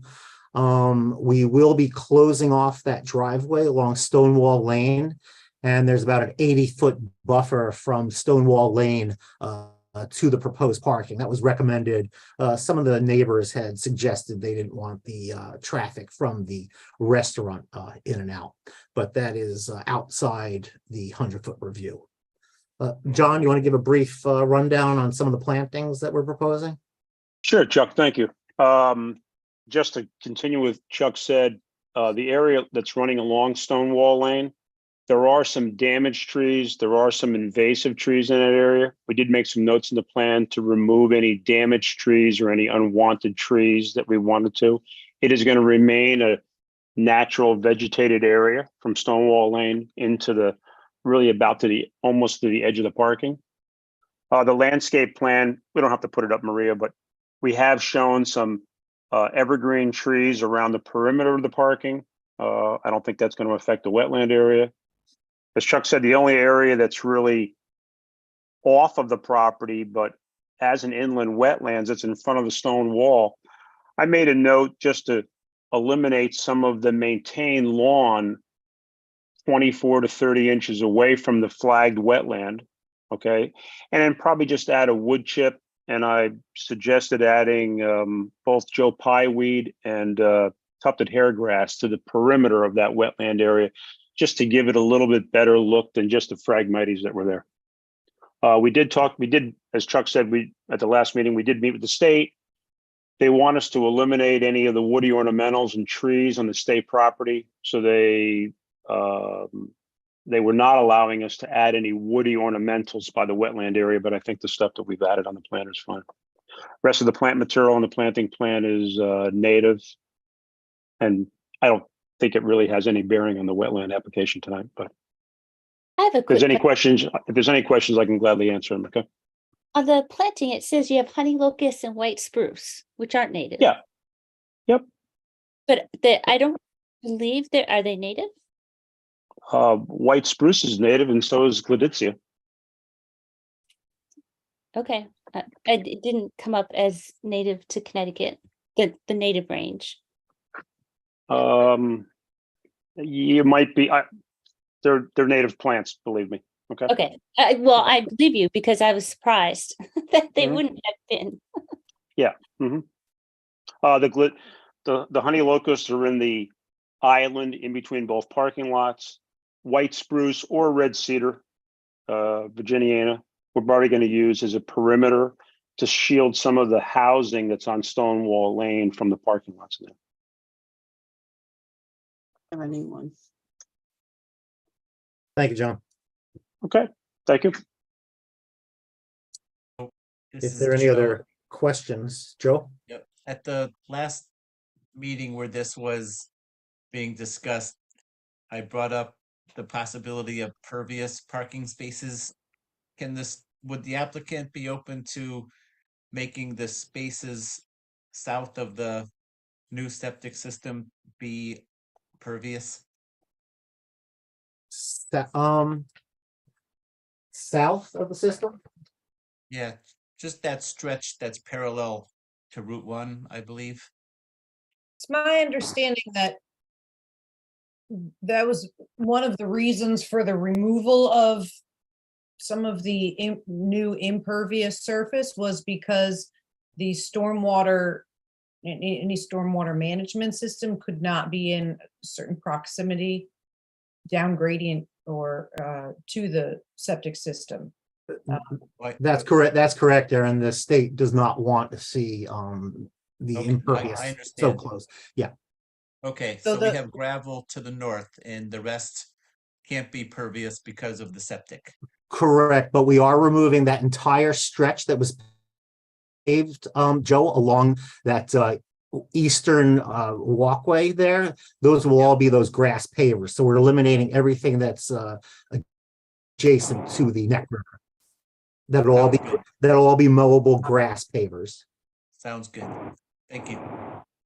Thank you. Overall,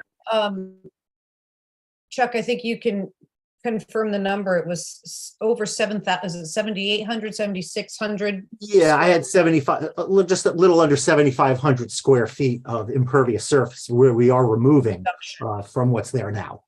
So it's a total reduction of what's there now. Yes. Which is why there is not a stormwater management system proposed on the property, because it's a net reduction from an existing commercial site.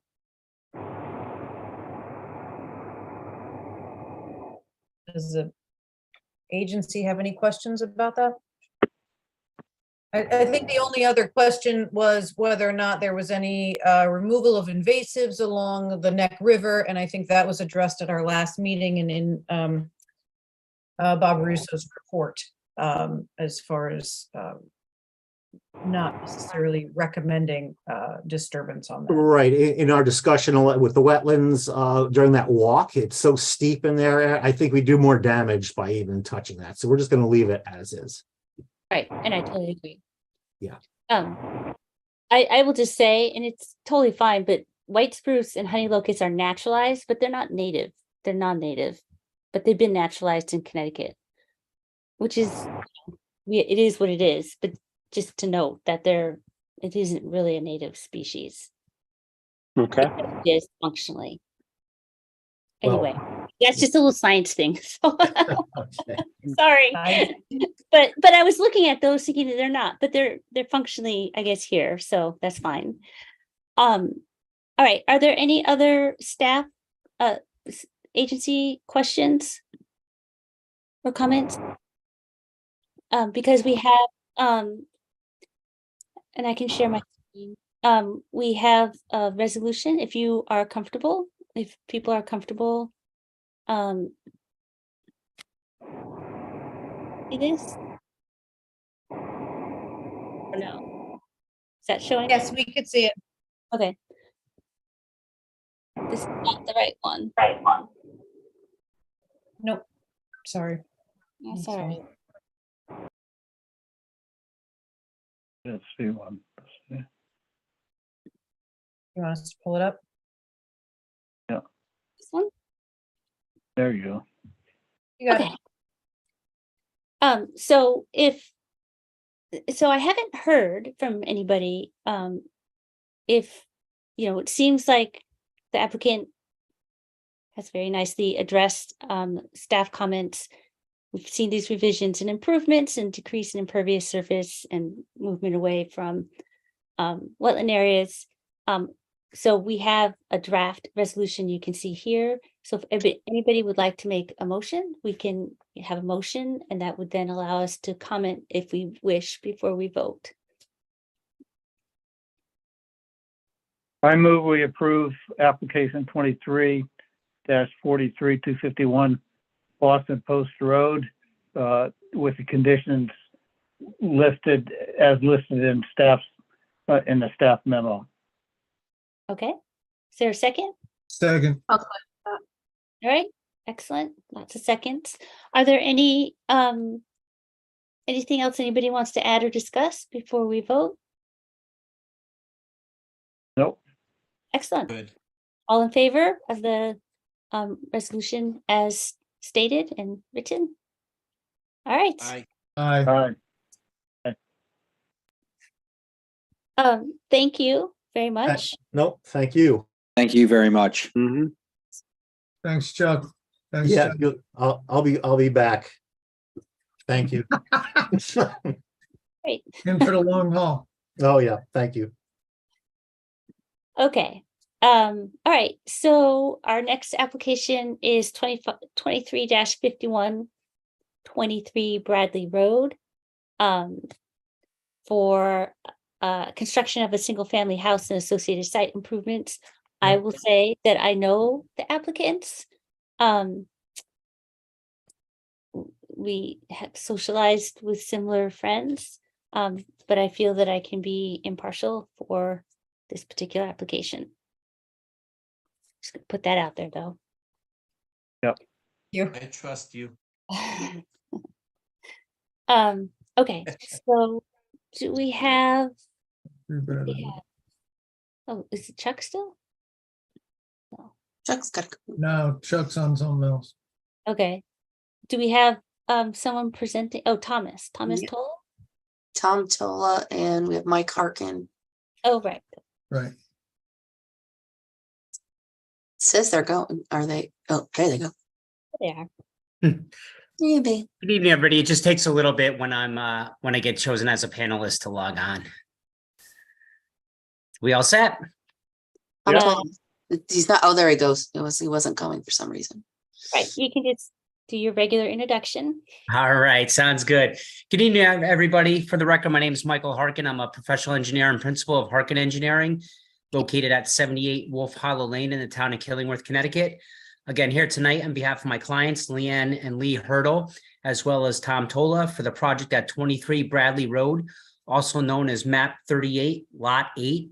The subject parcel is located in the R3 zone. Just to familiarize ourselves with the site location, virtually it's the vacant lot right next to the Town of Madison Senior Center on Bradley Road. So, Aaron, if I can share my screen, see if I can get our drawing popped up there. Just had a site walk a week or so ago. That's right. You guys Okay. walk I this was site. there. Yep, this is Bradley Road. Yep. And was everybody at that site walk? I No, was not in attendance. But I was. driven by. We escaped the rain. We escaped the rain. Yes, sir. All right.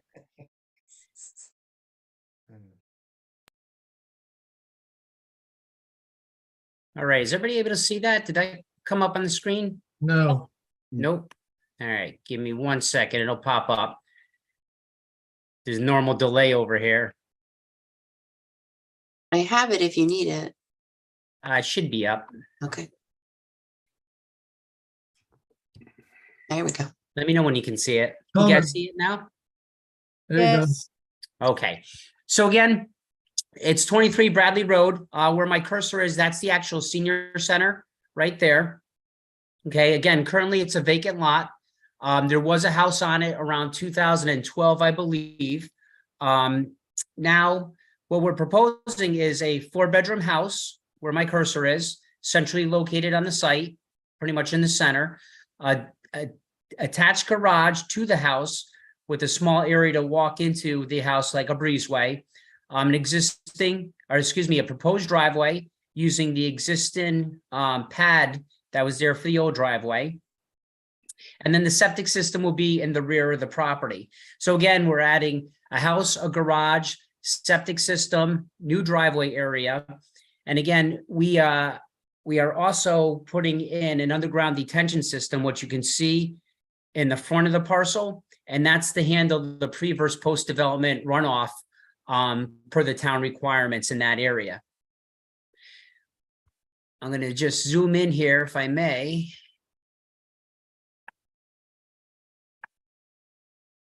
Rounds. All right. So on the subject site, we had installed a drainage swale along the property line, both the east and west property lines. And what that does is that's prohibiting drainage and water from flowing onto adjacent properties. You can also see on our site, we have silt fence encompassing virtually our entire project. We have staked hay bales, and then we have a construction entrance at the beginning of the site for erosion controls, and then we have a material stockpile area. So again, it's for a proposed house. The review of the initial project, there is no inland wetlands on the site. There is inland wetlands on the neighboring sites, which is the St. Margaret's property, which you can see an approximate inland wetlands line per GIS from the town. And then there is an inland wetlands on the town of Madison property. Obviously, we can't just go on other people's property and trespass, but Aaron Mannix, on behalf of the town, gave us permission to have our soil scientists go on the property and flag up those wetlands, which you can see here. And then we had the surveyor of record go out there and locate them per Aaron and Maria's directive and get those on the plan to have an accurate location. And then additionally, an accurate upland review area line that comes onto our property. And as you can see, pretty much 80 to 85% of this property is located in an upland area. Now, again, our house distance from this corner to the inland wetlands is approximately 30 feet. The actual edge of the senior center property to the wetlands is 22 feet.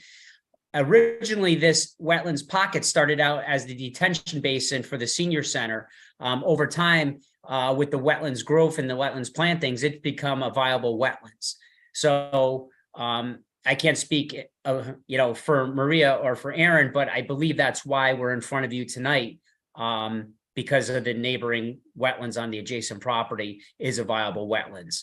So again, just to recap, we have no flow from our project site going on the neighbor site. It's all staying on our site. No drainage patterns are being altered. We have an underground detention system to control the amount or the increase in runoff on the site. And then we have all the erosion control measures that we normally put on a project site, which are silt fence, staked hay bales, a construction entrance, and the material stockpile area. We kept that material stockpile area the furthest away from the inland wetlands. You can see it's on the other side of the site away from that. So with that being said, that really concludes my presentation. I'd be happy to answer any questions that you may have. Before I release it onto you guys, I just want to say that Maria's gone through this with a fine-tooth comb. We've had a couple of revisions, and I don't think there's any more revisions required from Maria's perspective with this, but she could speak to that. So with that being said, I'd be happy to answer anybody's questions. Are there any elevation drawings of the house? There was elevation drawings submitted with the original package to the Wetlands Commission. I believe that it was posted online. We also, Aaron had to submit the original survey as well, which we did. What's that area 16 in the front, Mike? I know it barely goes into the upland review area, but that big dark patch in the front. This one right here, Joe? Yes. Yeah, it's plantings. They just wanted to show that's an area where there's the previous owner had a garden there. And the owners wanted it shown because they like to do a lot of planting, so they're trying to keep as much as they could. The unfortunate thing is in that area we have to put a couple of geothermal wells. So I'm sure that Lee and Leanne are going to replant that. Okay, sounds good. Thank you. No, thank you. Is there very much disturbance or I mean, I know everything, I know you have all these controls, but for digging the geothermal wells, how much disturbance is there for that? Yep. So one of the geothermal wells is right on the 100-foot line, and the second is outside of it, about 110 feet away from the wetlands, but it is down gradient to the street and the catch basin. So basically what happens is they make a berm going across that. And you could see we put a double row of silt fence in that location. What happens when they're drilling, all the fine spoils that come out of it get retained in that berm area. And generally what they do is they can scoop it up and take it off site, or they just, dig a hole and put the fines in that whole area. Okay. Other questions for the applicant?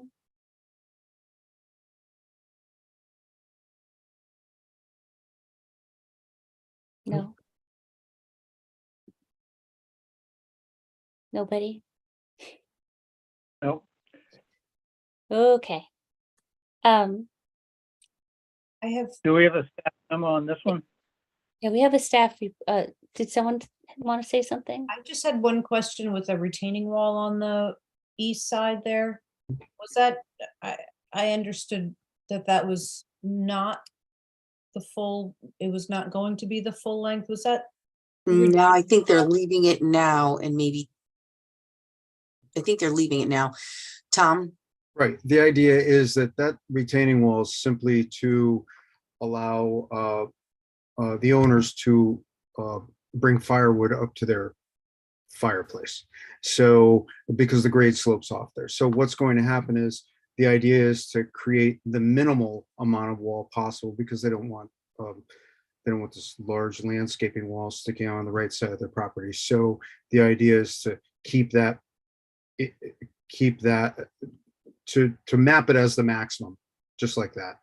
And with the idea that when they see the final grade on the side, it's going to be decreased in size and move close to the house. It doesn't need to be as large, but we want to show it like that so that everyone understands that there is a landscape wall there. Probably about 3 feet tall, 4 feet That's tall. what I was gonna ask, 3 feet. Okay. Yeah, it's a max 3 feet. Anything in the state of Connecticut over 4 feet needs an engineered design. Right, right. So 3 feet is kind of the max we keep it at. And They simply need to wheel a wheelbarrow with wood, and there's a door on the side of the house. The door opens up and they simply load wood into the side of the house. And that's all that is. yeah, there's a firebox that the Hurdles had designed next to the fireplace. So from the outside, the box comes down, they load the wood and they close it up and it's opened inside the house. And so you're not tracking your firewood through the house, making it dirty. But the wall is there at the maximum size and location. It matches what's on the architectural plans in order to make it happen. What Tom's saying is, hey, we showed it at the maximum, the closest it will be to the wetlands. He thinks that he can pull it back and make it smaller if in fact he can. He's welcome to do that, but obviously the max wall height has to be 3 feet. So. And I guess I just have a question as far as maintenance of, and Michael, maybe you proposed these swales on either side, and I assume it's because you're changing the grade and bringing in some fill there and elevating the site as part of this construction, but is that realistic to have a 1 foot deep by 4 foot swale on either side of the property maintained, or is that something that, I mean, typically when you see things like this, they get filled in by the property owner? No, what happens is that at 1 foot. See, you've got infiltrators shown.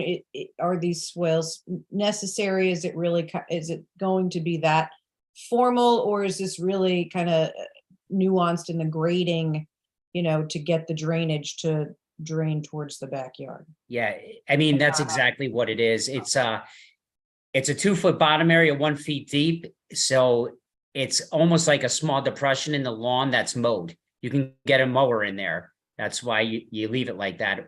But water flows in the state of Connecticut. I can't take a drop of water and increase it on a neighbor's property. That has a direct negative effect on the neighbor, hence the pre versus post design. But the drainage right now, we're going up 2 feet in the areas, directing water towards a property line. In order to do that, we can't change the drainage direction per se. I can't put it on the neighbor's property. Right now it flows towards the back. So post development, it still needs to flow towards the back. And that's why the swales are there. They won't get filled in because they're so long and so big. Generally the reason we only make them 1 feet deep and not this vast crevice is you want to be able to mow them and take care of them. If they're not mowed and take care of, that's when they get filled in. But if they're always there, they'll last, for perpetuity at this point, like 10, 15 years before you really have to go dig them out again. So what's the driving force in having to elevate the grades? Is this to achieve a walkout basement in the back? I assume it's not groundwater. No, not even to. It's just because the Hurdles are getting older, and they really wanted virtually one floor living. The transition from the garage into the house, there's only one step. And you can see it's a long house, so that step continues all the way around that one elevation. When you step off the house itself, you step onto a little porch area, that's one step, and then you take one more 6-inch step onto the grade. So the reality is just they're trying to age in place at this house, and they want as least steps as possible. The house is centrally located with the garage for turning radiuses and for that matter, but the reality is it's not like we're bringing in a boatload of fill to make this happen. We're excavating the foundation hole and putting it in the front of the house. There's really, we're not forcing a walkout basement. If anything, there's a couple steps to get to a walkout basement. We got to a position where there was the basement and then you had 2 feet to the back of the house. So in that instance, we said, well, why don't we give them a walkout where you walk out and up to 2 steps and then to the grade. I think the backyard is at elevation 22 and the bottom of the basement floor is at 20. So we called out for a walkout basement. Okay, thanks. And just to let you guys know, the Hurdles live in Madison. They're moving in this house, really, believe it or not, to downsize the house that they're in now.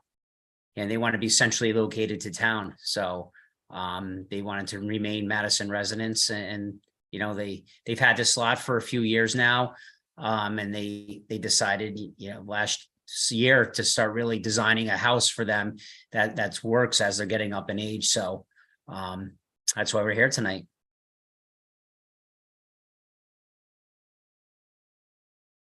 Any other questions?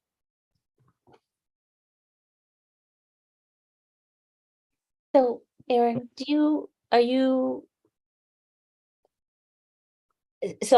or Mike, thinking about these swales and thinking about the water, is the water, you're directing the water, but you're saying no water is going off the property? That is right? correct. Because of the swales. Because of the swales. Right. Okay. For instance, if you raise the center of a property to be flat, the outside has to flow somewhere, right?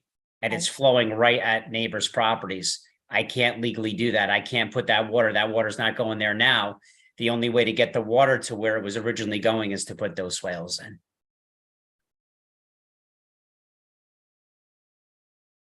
Okay. And you're saying that generally they'll last 10 to 15 years, they'll function properly?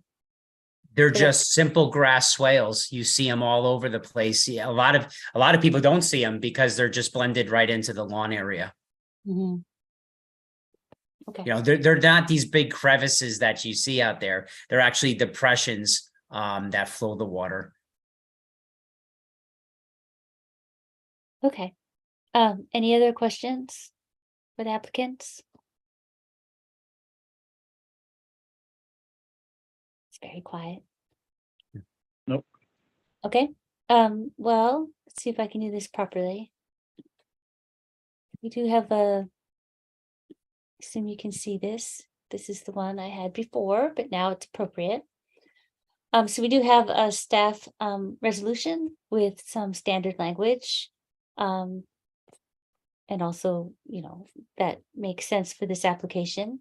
So we can have a motion and then discuss and then vote if agency members are comfortable with that. That line on item number 2 is not complete. Yes, it is not. That is our standard language. Last line. Well, does anybody want to start a You need motion as we?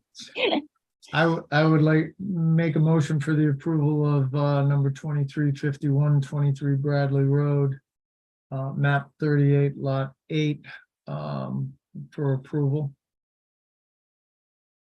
Okay, and Aaron, should I stop sharing? Do we have a different? or- It's meant to say the location of the filter fabric fencing as shown on the approved site development plan shall serve as the limit of construction activities. On the improved, Approved. whatever, let's see. Lovely. to I'll type. update it for Raquel. Okay, etc. Okay. Okay. Other comments?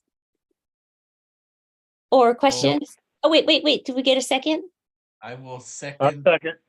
Okay, I'll now just we can, okay, so we have our standard motion with our language here that will be filled out properly.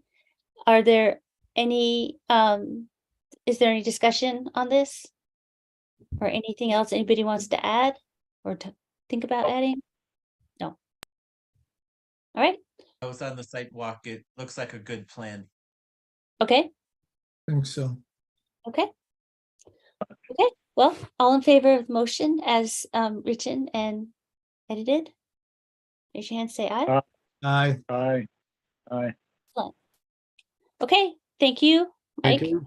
Yeah, thank you guys so much. Yeah, have a great night. See you soon. Thank you. Okay, so we are on to application 23-53, 54 Scenic Road. This was also a site walk, where the owner would like to remove 10 beech trees within the inland wetland and 100-foot upland review area. And I know several of you were on that sidewalk. Yes. And do we have the, Yeah, the owners here. I don't know why when I promote, they don't go. Why are they not going? Do you see him, Aaron? Brian Bergeron? Mhm. Oh, there he goes.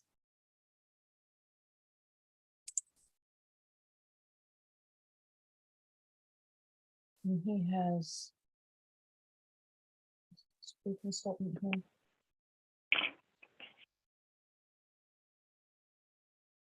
okay? Or, Did do an aerial photo. The plan doesn't show much, but okay. Oh.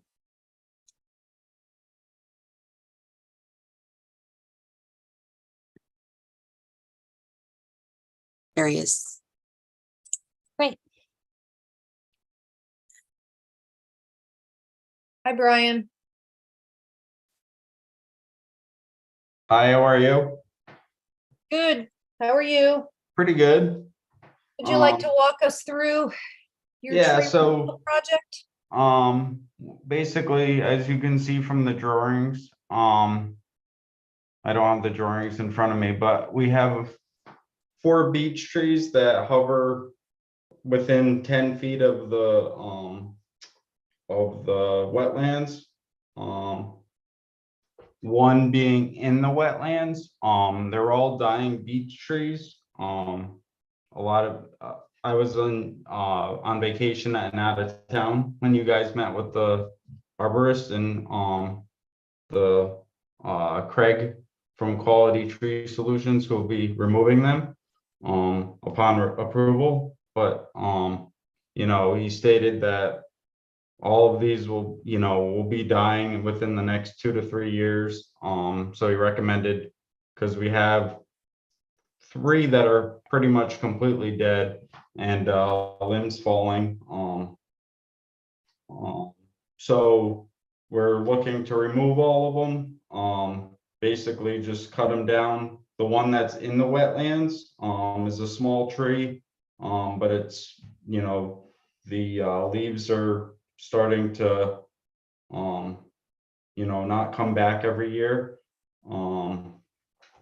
And that's the one that's within 8 feet of, within into the wetlands. But we just plan on cutting it to a stump and letting it rot and natural vegetation to take place. These pretty much hover Probably 30 or 40, I didn't measure to the house, but it's probably 30 to 40 feet from the house. Actually, while I was on vacation, one of the limbs did fall and hit the deck. No damage was done, but it is that close to the house, so it's just a known problem with these beech trees. I'll leave it at that, and if you guys have questions, let me know. Thank you. I know some of you are on the sidewalk. Go ahead, Erin. Yeah, if it's easier to see, I know that image doesn't have the house shown on that. Oh, I just did that. I just shared. Oh, okay. I was gonna say the I had one area- in the file, so I had one, yeah, ready to Yeah, go. the wetland system kind of runs back behind in here, which is the flagged line that you saw from Rich Snarsky. Yeah, 4 of the trees are in this general area along the driveway. And then there's a raised area of lawn between the wooded sections and this wetland section, and this kind of edging here of the wetland line are where some of the others and a couple over in here are shown. But just to, in case you couldn't orientate yourself correctly on that plan, this is pretty much how it runs here. Yes, so trees 1 through 4, between the They're in trees here. and the wetlands, there's a driveway in the house, so they were easily insignificant to the proposal and Yeah, even those before- were over Grouse. 100 feet. Yep. There's 6 of them that are within the 100-foot boundary. It's this area right here. Yeah, 3 of them overhang the shed that sits back there, and then the other It's in here. 3 are to the right. Yeah, they're almost right across it, yeah. Yep. Have you all been out there? It's a pretty well wooded tree line. I think there were 4 of us for the Okay. walk. And the arborist was very good. He did a good job of explaining what the situation was with those trees. I was very knowledgeable. It was good to have him there. Great. Do we have any questions or clarifications for the applicant or concerns? I guess the real hope is that the beech tree disease doesn't spread to a lot of the smaller saplings that are in there as Yeah. well. A lot of those are being left, and perhaps they'll recover, or you may Yeah. be back. But That's the hope. I think in general, with this disease coming through. Right. Okay, I didn't have any issue with trees. I just came away hoping that gazebo back there had a wetland permit back in the day. I didn't see it on the aerial, but I had no issue with the trees. okay. I think the only other thing is that all the machinery would be in the upland, clearly. Right, and I saw that, Shipping. right, Yeah, I'm pretty sure that he was, because my septic's right there anyways, he's thinking about getting one of his climbers to cut him down and roping it down. Since it's pretty close to the septic. I don't know if he stated that to you guys on the walk, but he did mention that to me. He did. yeah, and I thought I read that in some of our application Yeah, materials. he stated it on the walk that they would rope them out and. Yeah, so, and we can clarify that in whatever resolution we make to make sure that that is what happens. And the arborist also said there would be no stump grinding, so the trees would be cut pretty much to grade. Correct. Yeah, any of those ones that hover that tree line are not going to be stump grinded. Okay. Well, are there other questions for the applicant? Sorry, just a really quick thought. I know a few months ago we had another resident who was going to cut down some trees in the upland, I think beach as well, if I remember Yeah. correctly. Yep. And I know we had asked them to replant for a few of the wetlands. I'm sorry, for a few of the trees that were in the wetland. I think it was just a tree for tree. I don't remember the specifics. I'm just curious if the commission would want to ask, just plug in a maple or something for that one tree that's being cut in the wetland. Yeah, I think, and I've been. I will say, and I don't know what kind of plants there are around this tree, but there's like natural vegetation around it.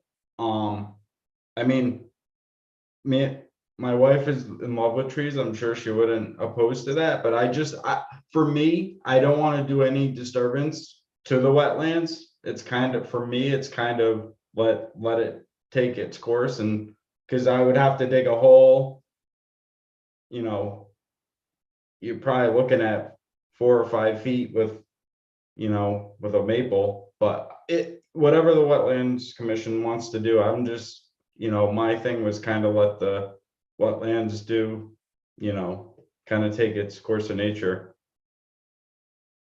And there is, and I will say there is a stream pretty close to it. So when we do get a lot of rain, it does, there are a lot of trees that come down and are uprooted from that area. So I do hesitate from a house perspective to put anything big there. Just due to how wet it gets back there. Yeah, plus this whole area is so thickly wooded. I don't know what new trees would do. Okay, just a thought, because I know we asked a property owner within the past month or two to do that. Right. Yeah, I think that person was taking out several, I think if that's the one I'm thinking of, that was up on Bartlett or something. And Bartlett.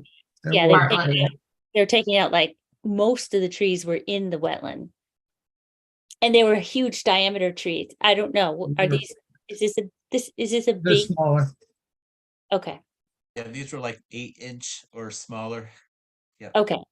Yeah, because the Bartlett ones, those were substantial. Those were substantial trees. And it was, yeah, but that's a good point, Anna, to bring up. Other comments or questions?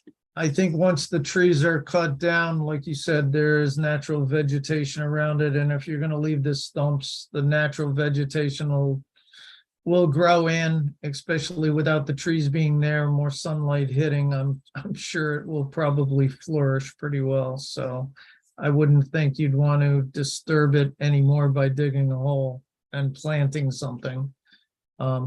It'll grow in all by itself.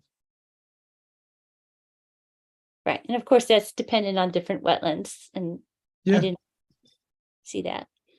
Okay, well, I will share the staff resolution. You will note that we have, as you know, these conditions, the standard language of the Inland Wetlands Agency's agent being notified, but in addition, there's language about machinery and truck access shall be from the upland, and best management practice shall be used during tree removal to reduce erosion and sedimentation. And also that everything will be removed from the property. So this is our starting point. I will entertain a motion for application 23-53. I'll So- make a I motion. move. Go ahead, Joe. Go. Okay, thanks, Lee. Take the pressure off you. I move that we approve application 23-53 for 54 Could Scenic I Road. just interrupt before you guys vote real quick? Just to let you know, the only thing I worry about is number 3.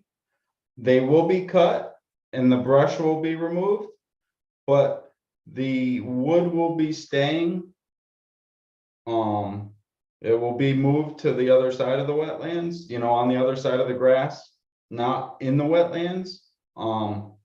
So I just wanted to make sure that, because I have a wood stove here, so I was planning on cutting it and burning the wood, but I just wanted to clarify on that. Okay, so the procedure is that Joe's gonna make this motion, someone's gonna second it, and then we have a chance to discuss Oh, okay. the vote. So go Sorry. ahead, Joe. Okay, so I make a motion again that we approve application 23-53 for 54 Scenic Road. The removal of 10 trees on the property as designated on the site plan shown tonight. And that we incorporate the 3 conditions on our resolution drafted by our staff. Okay, Second. all right, Tom has a second. So I think you made a good point, Joe, in your motion to call out that it is 10 trees as put on the site plan. So I think that's a great addition to have. Thank you. So here's our discussion. So the applicant is saying the trees and brush material will be removed, except it sounds like he would The like trunks. to keep firewood. So although it's diseased, the wood is still okay to burn? So is the disease like thick bark level? No, it's leaf. It's foliar. Oh, yeah, but the arborist showed us the orange peeling bark, so perhaps the wood is okay. There was like a bark issue and the leaf issue. Okay. Well, But then that I could be guess- amended to indicate that all brush material shall be removed and not chipped from the property, and usable, Usable would be left.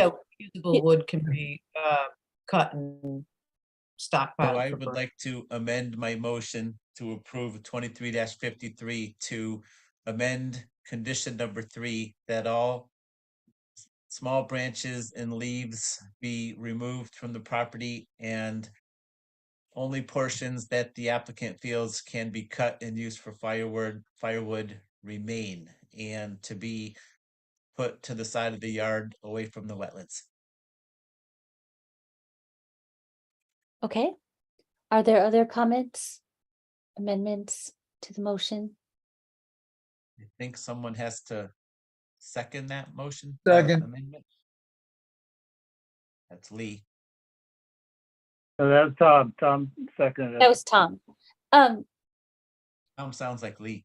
All right. Are there other amendments or comments from anybody? All right. All in favor of this amendment, this Aye. resolution as amended? Aye, aye. Aye. Okay. Thank you. And I'm sure you'll be in touch with the agency's agent as you proceed with the work. Thank you. Thanks, Brian. Thank you, Brian. You. All right, our last regular meeting agenda item tonight, 23-54, 284 Green Hill Road. This is the town of Madison as an applicant to construct the 30-foot by 30-foot addition to existing facilities. There was not a site walk for this. I think people saw it on their own. Todd Anderson is here on behalf of the Facilities Department with this application. Good evening, everyone. Todd Kennedy Anderson from Anderson Engineering Surveying Associates on behalf of the town of Madison. This building, if you're not aware of where its location is as you pull in the western entrance to the middle and high schools. Driving towards the high school, it is the facilities building on the right-hand side. it's an existing building with an existing yard, an existing driveway that goes around the back of the building. They propose to add on a 30 by 30 foot addition to the building for storage, for emergency equipment and supplies and so forth. That is what I'm told it's going to be for. It's a dry storage area, not going to be a working area. It's just storage for emergency supplies. So we are proposing, right now it is going in an area of an existing gravel driveway that goes around the building.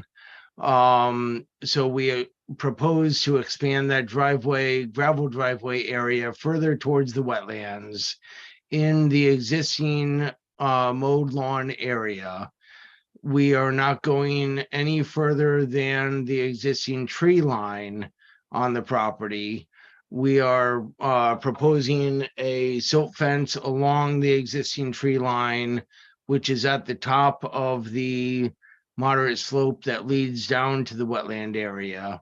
So all activity will be in the upland review area, but not on a steep slope.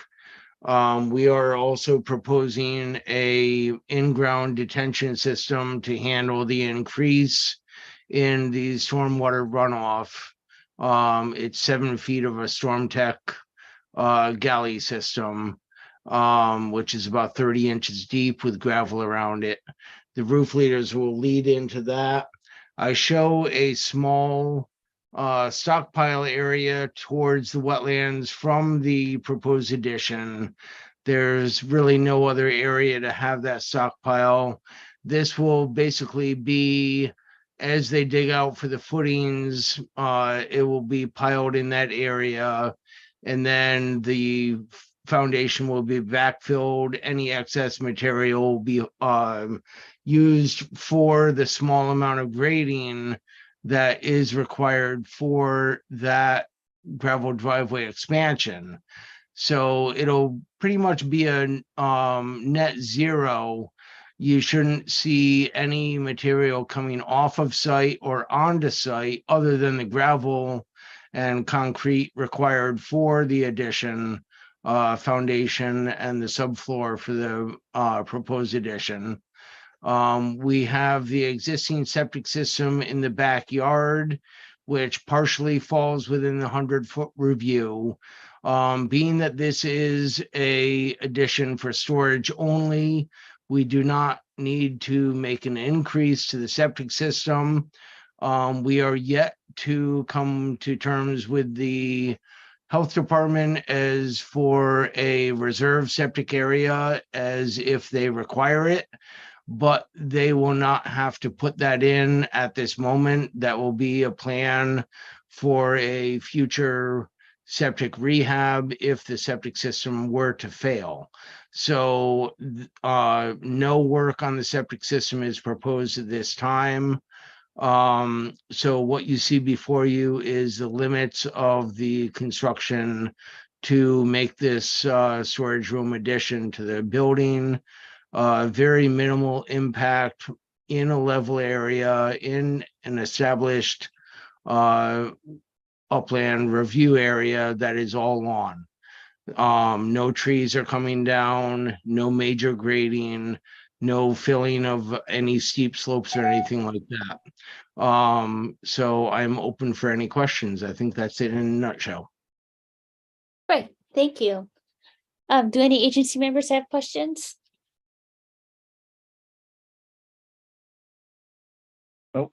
Pretty straightforward. The addition is the same height as the main building? I believe it's even lower. Okay, yep. Then what's emergency equipment, like that's getting stored?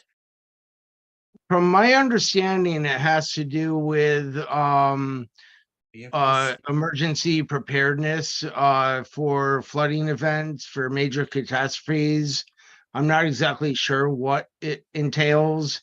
Maybe Aaron has more information on that, but I do not. Okay, that's all right. Thanks. Yeah, I mean, at this point, it may be the amphibious vehicle that we Okay. have to be stored inside, and then it could also, depending on other facilities availability, it could end up being when the new emergency shelter is taken from the town gym to Polson, it could serve, for storage of PPE as well as cots and things like that that are needed Okay. for those situations. Yep. We always need storage, basically. All right. Any other questions? Nope. No? Okay. Like me to pull staff report up? I can do it.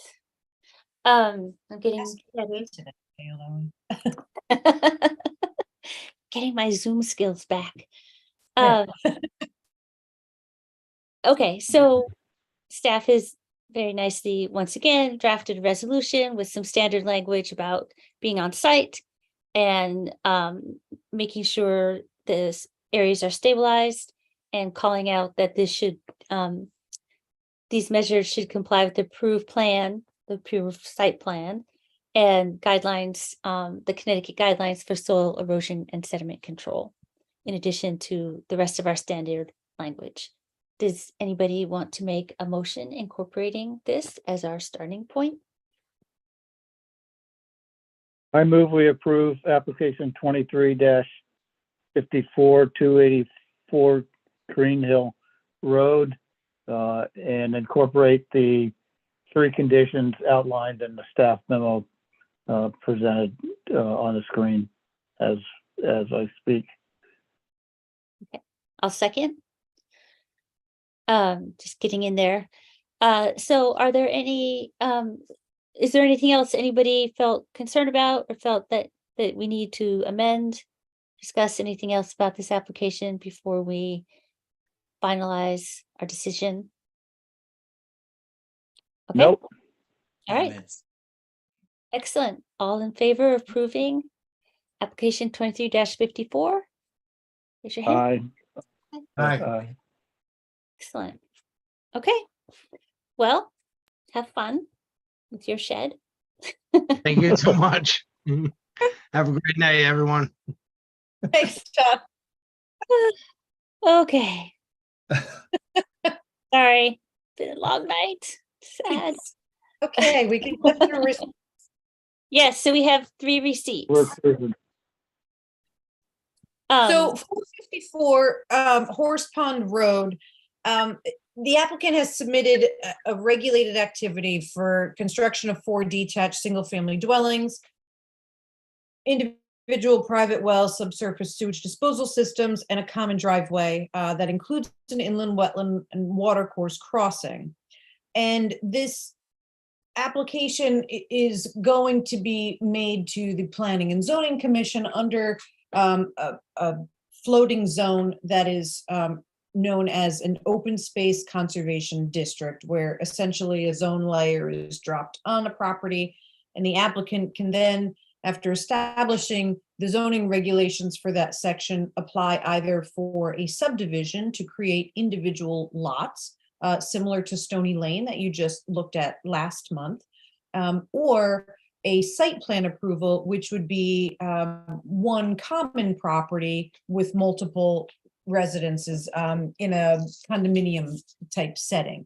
And so that is the application that came before you, was depicting one mother lot and 4 individual single family homes on that. In conversation with Tim Mack, the applicant for Mack Building LLC, he indicated that he was looking to have a subdivision approach to this development, and has requested additional time to work through specifically what he's requesting from the commission with his engineering firm. So although it is received, the request is to table any walk and any determination of significant activity, because this could also turn into a subdivision referral, like the last application you saw on Stony Lane, because the current site plan does not show individual lots. And so really, in order for you to approve a regulated activity for this property, you would have to have detailed wetland reports and engineering sheets, and none of which were submitted at this time. So it may be a situation where there was miscommunication. And so that is the applicant's request is, although it is received and your time clock is ticking, they are requesting additional time to get you more information to help you make your decisions. Okay. That's That's totally fine. Clearly, if there is a crossing or anything. There would be anyways, regardless of where property lines lay. It's just a matter of when this comes to you as a regulated activity, in what step. Do they need to do a referral first for the creation of lots? If they're going to be standalone lots as opposed to one Okay. lot. So, all right, so it's received, but I guess we reserve clearly the right to do a walk or anything, right? I mean, Yes, and the assumption is that that would take place after the November meeting, when they could give you a clearer, and of course, if the applicant doesn't come back with any additional information, then you can take that into your own hands and schedule a walk. But the applicant is requesting that they can clarify the scope of their permit and give you more accurate information ahead of a walk in November, rather than a walk in October. okay, I think, okay, but I guess my other question would be, I guess this all depends on what they decide, but if it is a significant activity. Then you can set that at your next meeting. Okay, If it includes a regulated activity at this point for a crossing that you feel is a significant activity, then yes, you can call this. It would not be too late to call a significant. okay, I guess that's what I would want to. You would, make right, sure. you would have to open the public hearing within 65 days of receipt, which would be today. Right. So you would only have an additional month, in Okay. preparation. So if you needed third-party review or something like that, the applicant may end up having to grant an extension to the agency. Okay, But there is time for that. okay, then that's great. Okay, well, that's received and we'll wait to see. And when we have Wall Street. 8A and 48B Wall Street, this is the vacant property next to Moxie on Wall Street. They are proposing to construct a new 3-story office building, and at the rear of the property on adjacent Davis-owned property are inland wetlands, and so a portion of the development falls within the upland review area. So they are coming before you for a regulated activity for parking, some, transformer pads, fencing, underground electrical service, and mainly a portion of their stormwater management infiltration system and landscaping improvements within the 100-foot upland review area. And so this would be a determination of if you feel that could be a significant activity, and then also to determine if you want to walk the site. I need forgiveness for not opening these site plans before tonight. How much undisturbed area between wetlands and this development? Like, would you Stand say by. 40 feet? Hold on a second. I can find that. The closest limit of disturbance, you mean? Yes.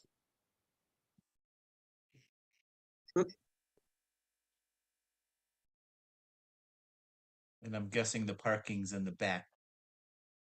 It's parking lot and subsurface in stormwater infiltration. Yep. Well, I know it's an empty lot. I mean, And I don't know the wetlands adjacent. Is it worthwhile? Do you guys You recommend? could walk back there. I could show you here. So it's a long lot, currently Yeah. 2 parcels, right? So this is where current lot line is. There's an existing building here. And basically these properties are going to be merged. They're going to be creating parking lot here. And the property slopes down, and here's where the wetland boundary is on the adjacent Davis property, and this blue line is the 100-foot upland review area. I don't have topography off of the rear property line, so I don't know what elevation the wetland is. But you could easily walk back here Mhm.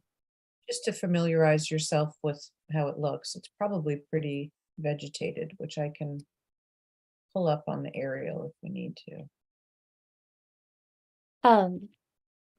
Okay. Are you saying we can just look on our own, or we should look together?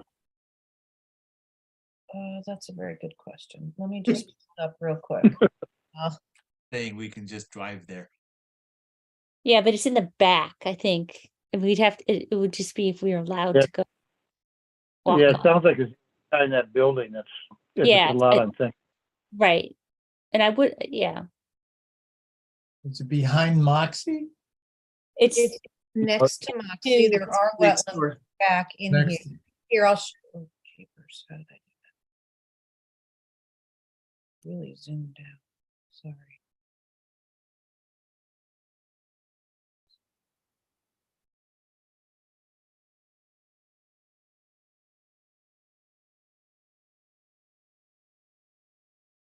Sorry, my mouse went haywire as I'm zooming in for you.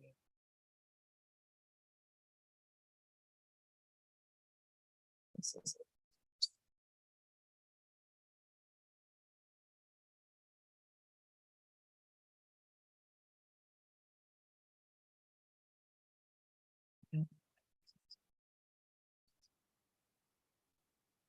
Oh, here we go. Okay.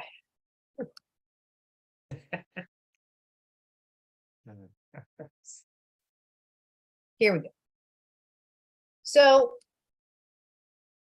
this is the existing site, Okay. and I can zoom out slightly. So you can see this is basically the wetland system here. This is Wall Street. So this is the Moxie parking lot. You can kind of see down, it's just a grassed area. And these are the 2 subject properties. Here, both of these structures will be demolished. But we could go back and look from here, I guess, or the applicant can seek permission of the property owner here to be able to come in and take a look in this back area here. So if you'd like to walk it, it is accessible. At least to show roughly the edge of, the wooded area is roughly the edge of where the wetlands begin in here. But we could easily come in here and. That's what I was gonna say. Yep. So if you do want to see it, we can ask the applicant to make that available. And if, in case Mr. Davis doesn't agree, then we'll let you know, but we can try. Okay, well, I guess I would like to see it. If others are up for Yeah, it. I'll be there. I'll be there if we Okay. can get it set up. Okay, That's the 14th. Is that our walk day? Yes. Mhm. okay. Oh, good, I can be there. Maybe I okay. won't be. Oh, I'll be- no. Well, You know where to find it. we can try. Yeah. Yeah. Okay. Okay. And that would be great. And we have, because we have this other Summer Hill application that I know is also show cause, but is this something that we're gonna want to see as well? Yes, so we'll bring the, and I think it's Chuck Mandel here on behalf of the property owner, Arbin Mecco. This is the 3-lot subdivision that the commission saw about a year and a half ago, roughly. On Summer Hill, a buffer portion was transferred, the open space was transferred to the land trust for protection, and all activities were shown to be outside of the 100-foot upland review area. And so the first house, which was lot 1, I believe, which was the most southerly parcel, received a zoning permit to construct the house, and limits of disturbance were set and silt fence were set at the 100-foot upland review line. And it was brought to staff's attention upon receipt of the application for a pool on the property, and going out and looking at the site, that clearing had occurred outside of the 100-foot, or within the 100-foot, excuse me. And so a notice of violation was issued for both lot 1 and lot 2. And so, as with any notice of violation, we did invite the applicant to come before for a show cause hearing to talk about this. So while the pool and some landscaping is submitted as a regulated activity permit, the agency should address the work that was done without a permit, and perhaps incorporate some as a corrective action while considering the new permit application before you. So that's for lot 1. And then lot 2, which is parcel map 110 lot 30-1. That lot has been cleared and is being used for storage. There's no construction currently on that site, but the limits of disturbance have gone beyond the 100-foot upland review area. And so a second order was issued for that property. So there's no regulated activity application at this time for that property, but likely that one will be either required if the applicant is looking to actually clear beyond the 100-foot, or you can resolve this through corrective actions to restore the area in the upland, ahead of an application. So there's currently a zoning permit issued and a building permit, I believe, for lot 2 also. My understanding from Arbin, when Maria and I met him out on site, he indicated he wasn't going to break ground on that property until the spring and just come back for a regulated activity. But the commission did advise the applicant at the time of subdivision that any activities within the upland would require a permit, even though the silt fences were really close to some of the foundations, like within 5 or 10 feet from the foundations. So it's just not practical really in a house of that size to want to have a backyard and the pool, and when you get buyers involved. And so in hindsight, the applicant probably should have come forward for regulated activities up front, and will likely be learning his lesson going through this process, and will probably come back to you for lots 2 and 3, is my understanding. Chuck, you can tell us if there's something else, but we do have a general kind of markup just from our measurements, and then Stevens and Associates, you went out again and marked based off of field measurements, because I think your first application for the pool showed what the pool contractor gave you and didn't really reflect how much clearing and establishment of lawn really is what it was occurred on site. So I think the plans reflect what's actually out on site now, right? Yeah, Chuck Mandel, agent for the applicant. So the site plan that we're showing for the regulated activity, the plan that we submitted showing the pool, we actually went out and did field locate the existing silt fence, the grass. They did put some sod in. There was some irrigation.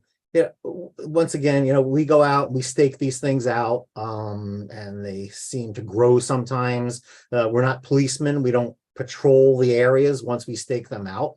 And sometimes the developer, whether they don't really understand the conditions of approval, maybe that's my fault. Perhaps we should go ahead and enforce that more. As Erin said, this is a case of I knew this was going to happen, or I told you so. I've heard that a couple of times. So I understand completely, and perhaps we should have gone initially. But a lot of times, developers are under certain constraints with the sellers of these lots that there can't be delays. So sometimes I don't know if they really understand the actual mechanics of going before the Wetland Commission. So, I mean, if you want to see the copy of the plan that we're showing, because it's actually the regulated activity that we're proposing and the just cause, which is the next, I guess that's the next on the agenda, Erin. I'm not sure if it is. Yeah, I mean, I guess to tie the application in really will be if the commission wants to, there's no activity within the wetland. I don't really see that as a significant activity. It's really whether or not the commission wants to walk the site. You want to walk the violation. Right, I got that. So we do show the grading. We show the existing silt fence and grass area. Just for clarification, I mean, if you could put that plan up there, it might be The new one you just. The one we submitted with the pool, yeah. Because we do show the pool area, the grass, what's existing. So if you look at this, so the silt fence is that dark dash line that runs approximately along the 100-foot contour line. So that the silt fence now is actually at the top of the hill. So where the silt fence ends, that's where the steep slope is and to the wetlands. The closest point to the wetlands where the silt fence is 51.8 feet. That's indicated on the plan there.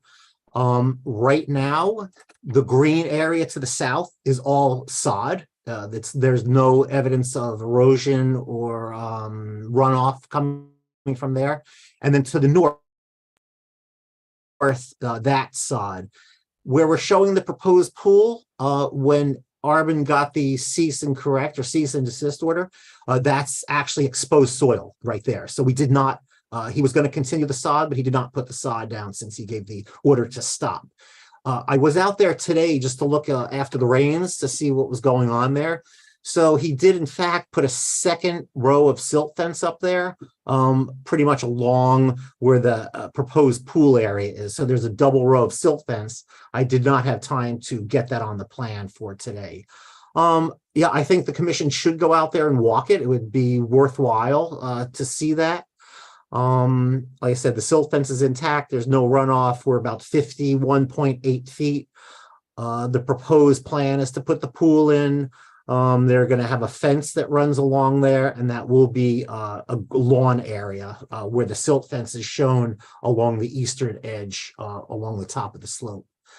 And I think that's pretty much it for this lot. We won't discuss anything about the application right now.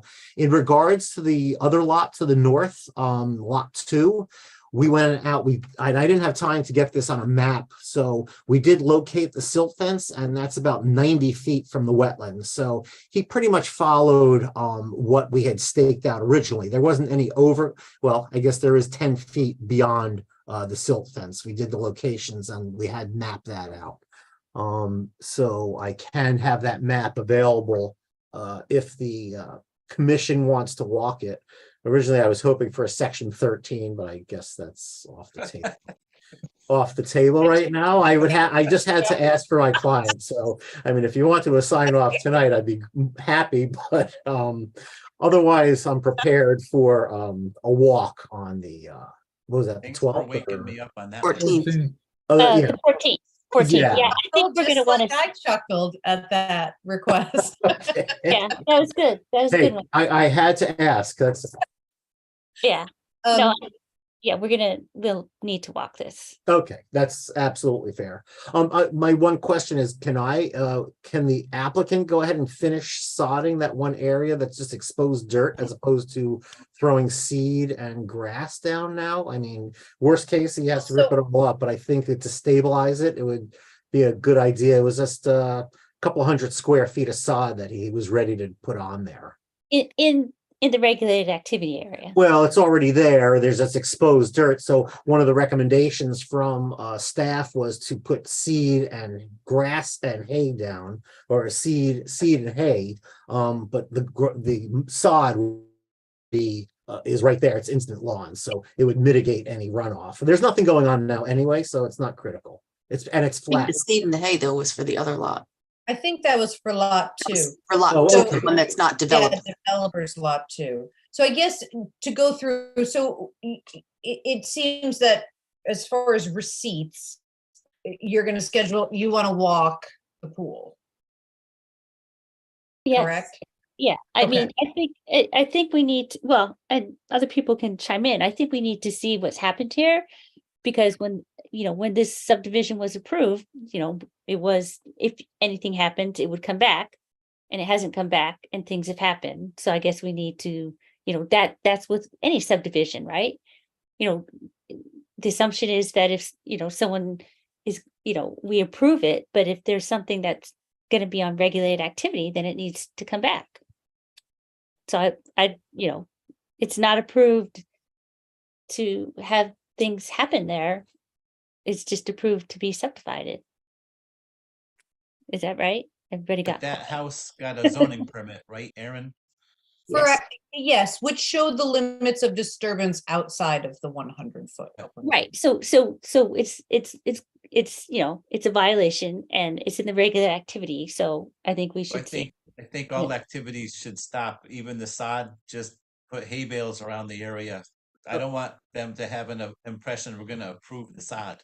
Right. No, that's fair. It's very stable right now, so it's fine. We don't have to really do anything right now. There's a double row of silt fence, Joe, and there's no threat to the wetlands right now. Okay, perfect. Yeah, and you'll see that on the walk. Yeah, and I agree. It was stabilized.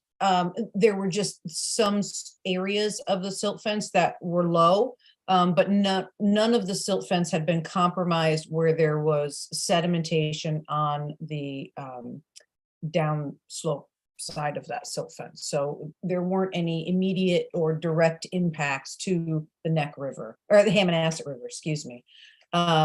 So really with a show cause hearing, I'm not sure when the last time we had one, but basically it's an opportunity again to have the applicant explain what's happened.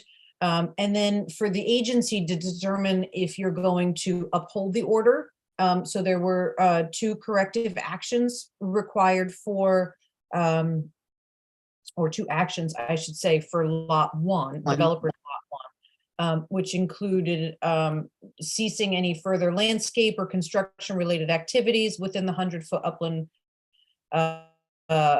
view area. And then 2 was inspect repairs needed, any areas of filter fabric fencing that have been damaged or are no longer functioning as they should by October 2nd. And so it has been done, as Chuck has said. And so the agency would then determine if you would like to uphold this order as written, or if you'd like to amend it pending, a site walk, or and then I guess that would be our recommendation, would be to uphold the order. Keep the site stabilized, go walk the site so you're familiar with it, and then discuss it again at your next meeting to determine if there's any further corrective actions you'd like. Could be anything, pulling it back, landscaping, or you may not have any other corrective actions and you may just move forward to the regulated activity that's before you. But at least for this month, that would be our recommendation, to leave the order in effect. Right. I think that's a great idea. Others thoughts? Definitely, as ordered, cease all activities, stabilize, and we look forward to this site walk. Okay, on the 14th. well, you should have a motion for that. I'm sorry. Okay, I move that I believe it's a cease and desist, Maria? Yes, Okay, I well, believe it's that, a notice of, it's a violation. okay. Yeah. I move that the notice of violation on the property that is, I believe, 122 Summer Hill Road stay in effect, no activities take place, stabilization be enacted if any more is needed, and that the commission schedule a site walk for November 14. October. October 14th. Oh boy, October 14. Thank you. Get your mittens. All right, a second. Any discussion? All right, all in favor? Raise your hand, say aye. Aye. Okay. All right, Lot 2 is your second okay, show cause hearing. So there were two Right. separate orders. Yes. And this is the address of record for this lot is 132. Yes, Yeah. so Maria, if you want to walk through the 5 corrective action steps, and then the commission can determine if you want to uphold, amend, dismiss. whatever. Okay. So yes, when we went out to look at 122, we saw, 132 as well. And since he indicated he wasn't going to be doing anything till spring, we're asking for the following corrective actions for this one, which is the 100-foot inland wetland course to be clearly delineated by October 13th. Remove all machinery and stockpiled material. There was a lot of equipment still on there. But obviously they're not going to be doing anything after they close out on 122. That's to be done by October 6th. After the 100-foot wetland line is delineated, to install filter fabric fencing and orange construction fencing along the upland review line no later than October 16th. And they, again, since they indicated they weren't going to be doing any construction until the spring, they're to see and hay all the disturbed areas in the 100-foot inland wetland upland review area no later than October 17th. And the existing fencing, fabric fencing at the top of the slope in the eastern portion of the site shall remain until the upland review area is stabilized. And the last one being that adequate soil and sediment controls to prevent the soil from entering Summer Hill Road itself from the construction and the trucks coming in and out. That's to be done, to be October 2nd. So I guess in theory, if the commission agrees to these dates, and rather than seeding and haying that area between the 100-foot upland review area and where the silt fence was moved to at the top of the slope, that you could lay sod down there is faster than seeding and haying. I would assume that Arbin would like to use the sod on the house that he's selling rather than the vacant lot, but also, Chuck, for that 10-foot strip, is if that's what you're measuring off of. And Yeah. I'm sorry, Aaron, didn't mean to interrupt. There was no activity. There was no construction. There was no disturbance of the earth in that little 10-foot buffer. It was pretty much left alone. The silt fence was put in, and there was really no grading in that 10-foot strip. I like the idea of putting in the orange construction fence for now, and so the commission can actually see what's going on within that area. But just like the first lot, there was no visible evidence of erosion in there. So I don't think he put the sod within there. I can walk it with you or Maria, and we can make a determination and have that done tomorrow or next day or whenever you're available. no, I mean, you were saying, can we lay sod in an area that was disturbed? Oh, right. In the first lot. In the first lot, yes.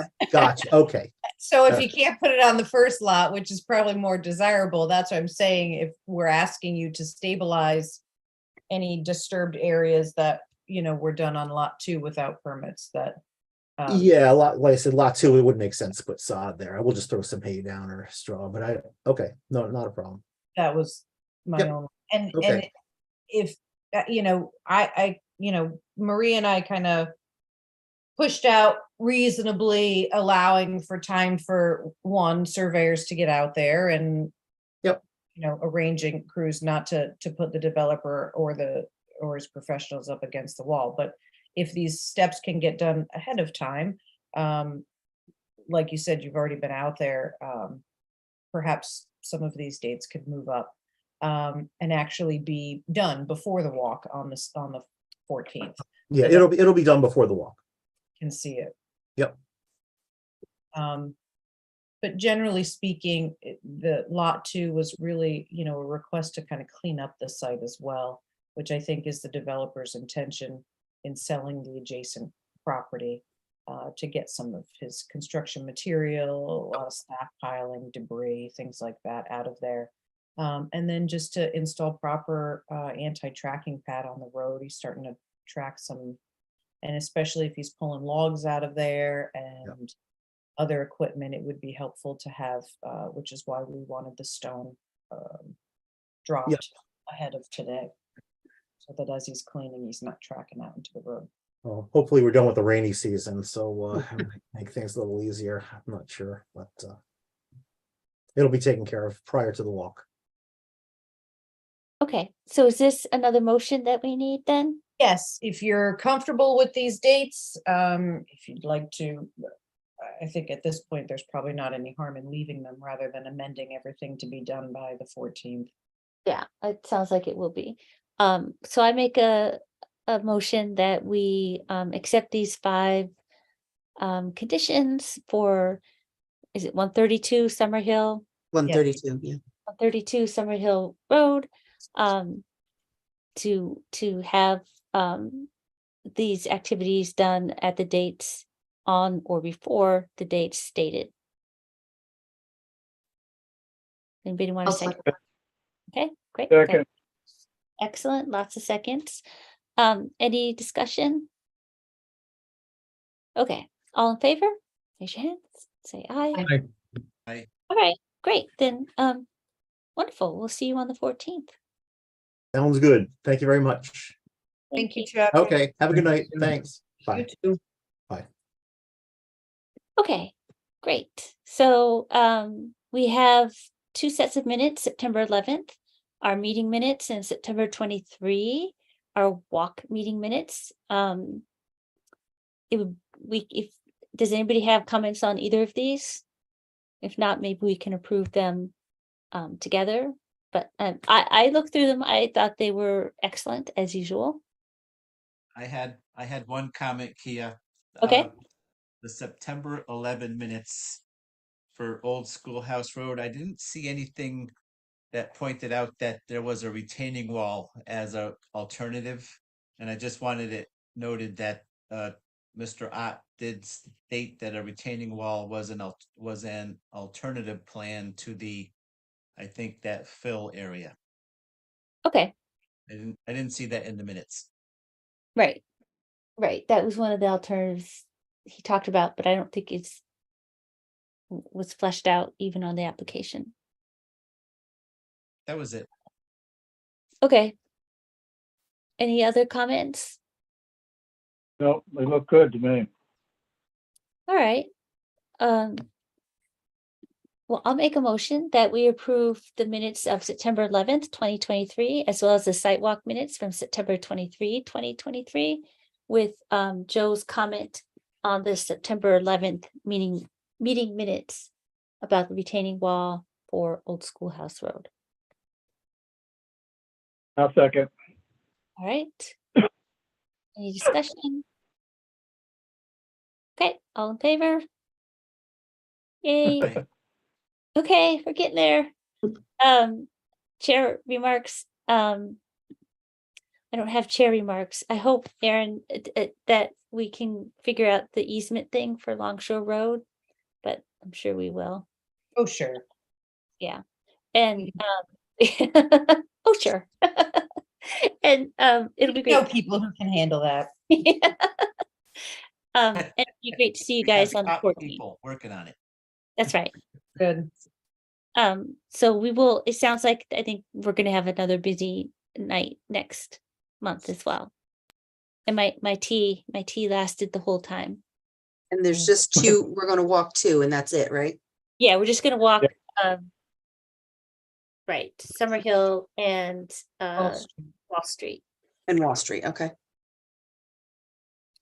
Okay, You approved 4. Yeah. You've gained also. yes, yes, that's okay. We're getting there. Job security. For all of you. Okay. Are there any of the wetland agency agents have comments? No. Yeah. Okay. All I right. move we end this long meeting. Thank you, Lee. Seconds. Yes. Thank you, All Lynn. right. All right. Excellent. All in favor? Aye. Okay. All right. See you guys in a couple weeks. Good night, everybody. Right. Bye. Thanks, Bye. everyone.